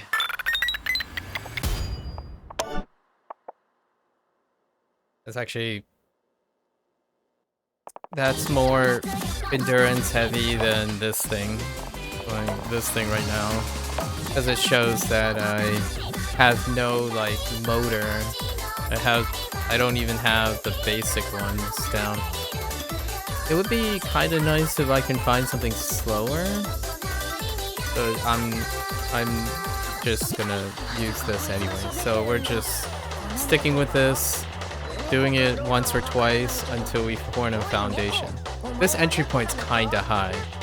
I feel 140 BPM triples might be okay. Although this is kind of the comfort zone. 160 when it comes to like where a lot of PP maps are, like when you're learning, usually the entry point for triples don't get much slower than this. It's to the point where when you have to do triples slower, it's actually kind of tough for someone who is very used to 160 and above. So for me though, this is tough when you start on a new finger. Especially when the finger that you're switching to is your starting finger. So I usually start on my middle finger, which I'm no longer using.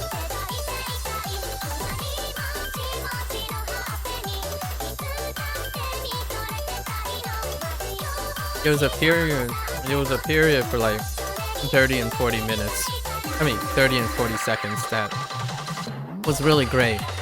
However, the most common period is every 10 or so, I forget to tap back onto my ring finger. So it would be ring finger, index, and then I move my aim, and then I just drop a note. And it happens, I would say, every 9 or 10 triples. And that's the thing that I'm not used to right now.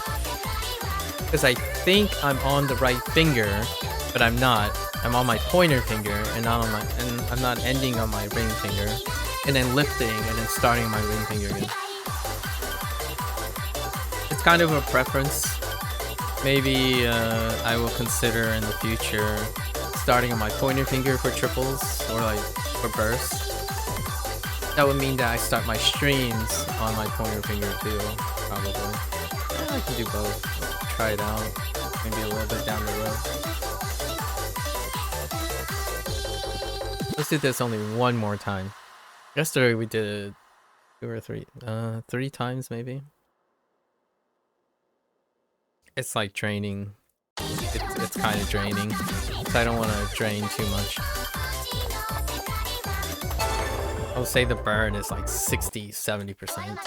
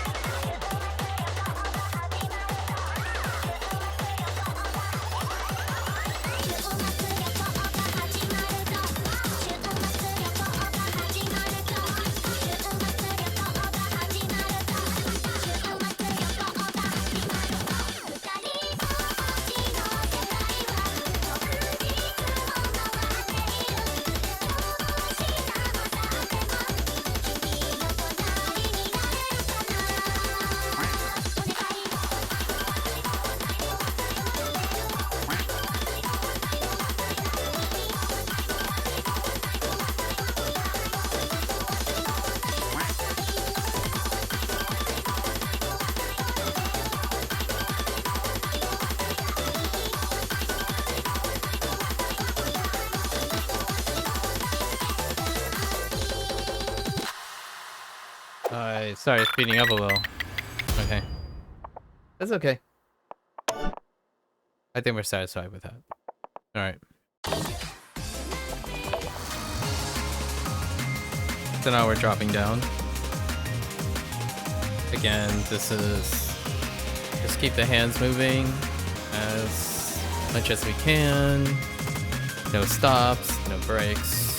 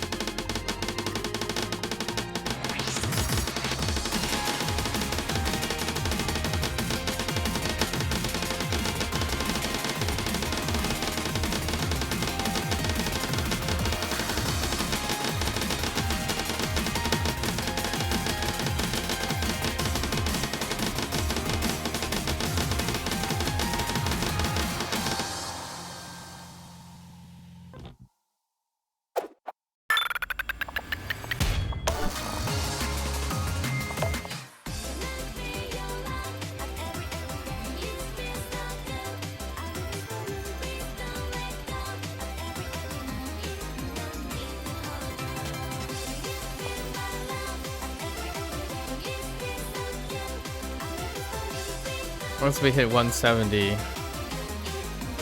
after this, hopefully I can actually feel like I have some dexterity.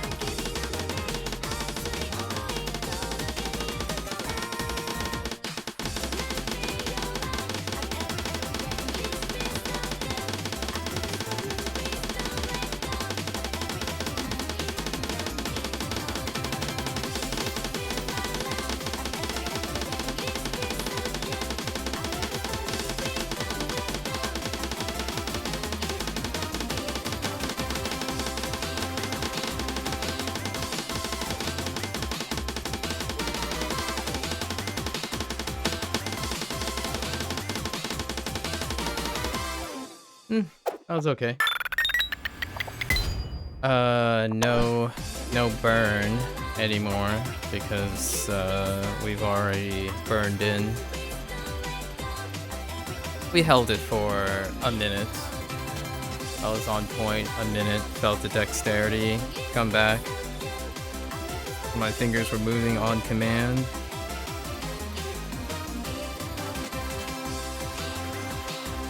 Obviously, it's very different from when we're going up. Like, here's when we're going up, right? This is what it looks like when we're going up.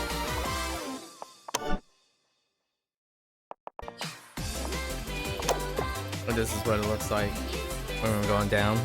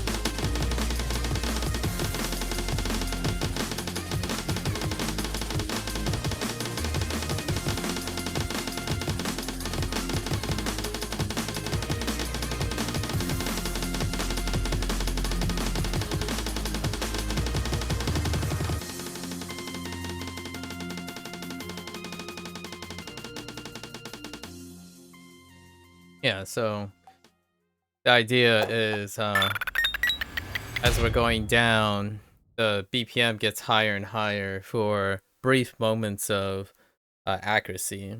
So we're just trying to increase how long we can maintain that. And for that one, it was maybe a 30-second, 2 or 3 times during that, right? Actually, I think this was longer. There might have been a 40-second thing. So as it gets longer and longer, accuracy will go up, and it will keep moving up. We don't have to move up anymore though. I've already 180 is where we're going to be most of the time. Okay. Yeah, because three days ago, as long as the step down is pretty consistent, no tension, like I was really relaxed there. It took half the effort, half the stamina, because when we burn in early, right at the top, then we learn to relax going down, because you're no longer strained. It's always less difficult.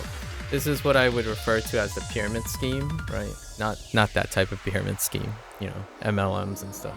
Just a fitness thing. You go up at your peak, you're engaging something. For me, it's endurance. Then I drop down, and then as I'm dropping down, I'm far more relaxed than I'm going up. And when I can relax, I can feel my fingers go back and forth.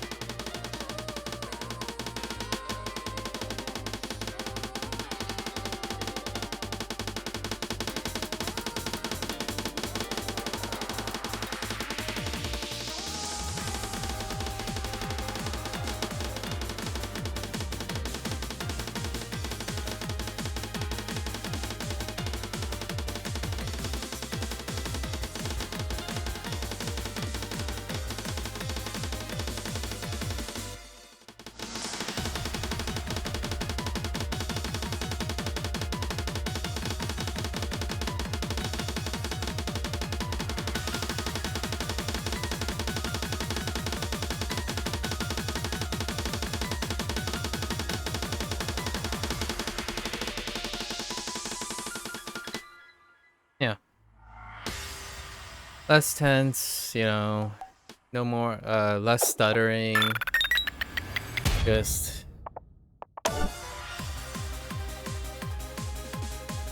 in general, incredibly relaxing. So we're not really exerting ourselves anymore going down. Although, because of interest of time, we're not doing these like in duplicate or anything like that. So sometimes you have on days, sometimes you have off days, and it takes a little time to acclimate to BPM changes.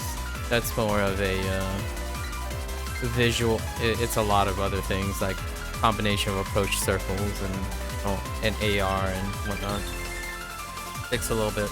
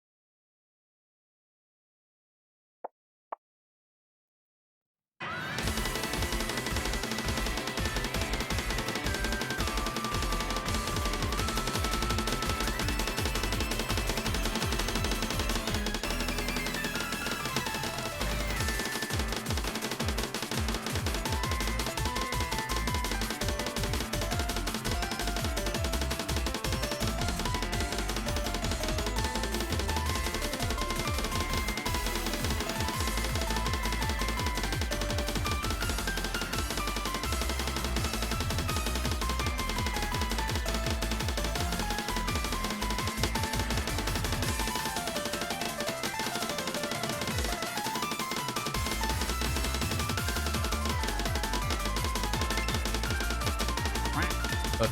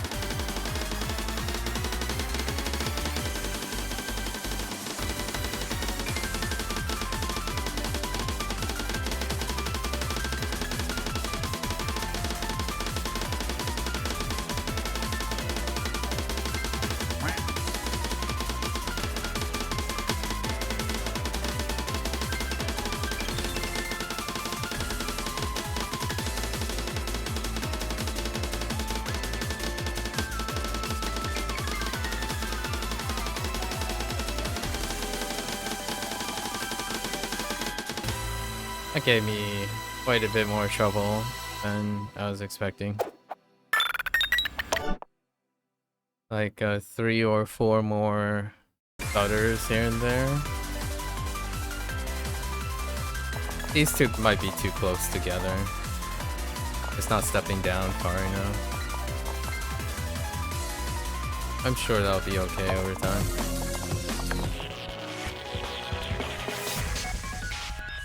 Wouldn't mind one of them to be 165 or maybe 163, something like that. You can adjust it, technically.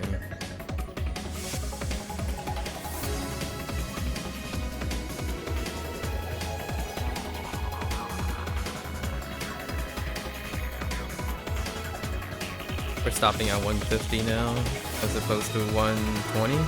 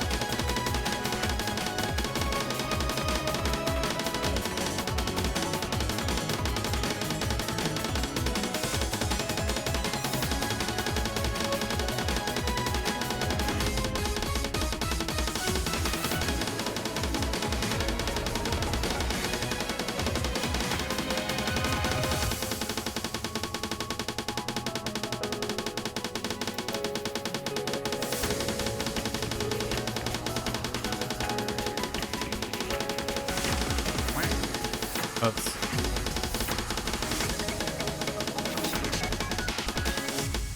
One thing that kind of concerns me here is, as we're going below 160, I need to be a little bit more consistent at slowing down, because, I'm rushing quite a lot.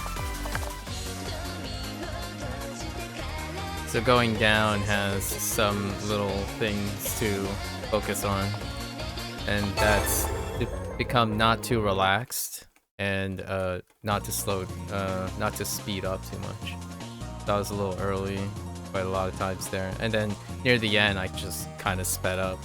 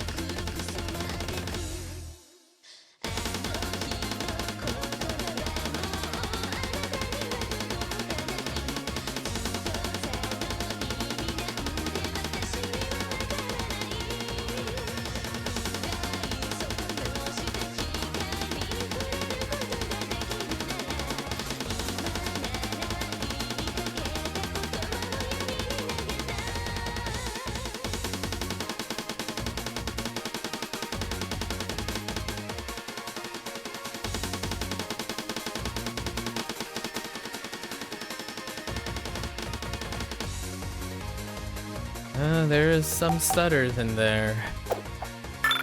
Some stutters. It'll happen from time to time. One of the things we're intuitively hoping to happen is that maybe over time the stutters go away. I don't know. If not, it's not a big deal. I have this natural inclination to the rhythm kind of just disappears for a little bit and causes a few stutters, and then I don't consciously think I'm doing anything different, but my hand just does something randomly and it just resumes afterwards. So there's nothing I'm actively doing to correct it at the moment. We don't know what that is. It could be a habit. Maybe it gets trained out. Fingers crossed. All puns intended. Last one for the day.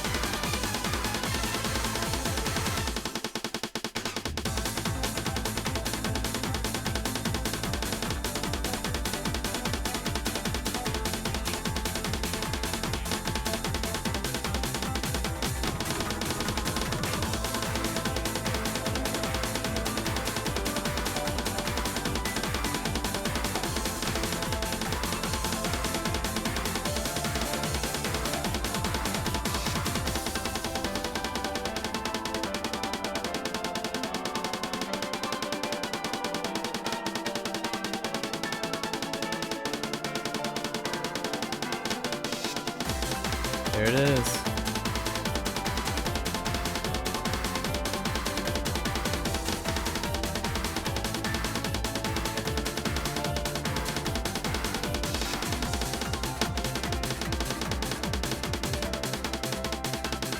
Yeah, there were like 2 or 3 in there, and then I'm having trouble slowing down, right? Need to slow down a little bit. But yeah, it happens. All right, now that we got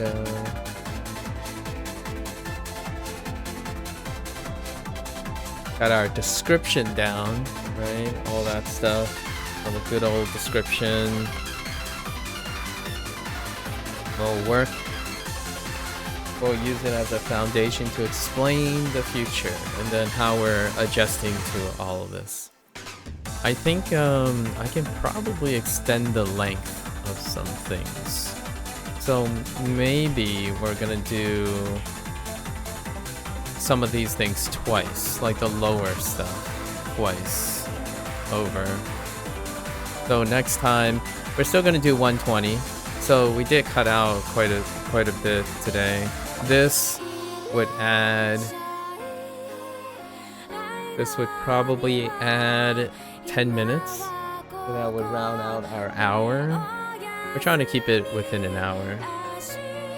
Right, because we're making room to add feature artist section afterwards to play some music or music appreciation while playing O's. So that's a wrap for today. Got what I needed to explain. I'll probably go over it, listen to it, see what I can tweak. Yeah. Good wrap today. Good talk. Good share. Right? Alright. It's hump day. I go vibe with the gang for the other half of the day. So Wednesdays are gonna be structured like this, or at least for the foreseeable future. So it's just one activity on Wednesdays, and it'll be 2 or 3 for all the other days. Alright folks, there you have it. I will try to be more concise and like cut a few corners and refine the description from now on at the beginning of the session to remind myself more of what I'm focusing on, and then practicing how to express and explain it. The more I do, the better it gets, right? Or the more flexible it gets, anyways. Alright. That's the end of 13. Hope you guys enjoy. Thanks for listening. Thanks for hanging out. If you're gonna watch this later, thanks for watching. Definitely tell me, share, discuss, comment. Tell me how you approach skill building. Anything's fine, you know? I always have something to say. Generally, quite encouraging person, you know? And until next time, stay safe, stay healthy, keep on learning, folks. And I'll catch you guys on the next one. Take care. Bye now.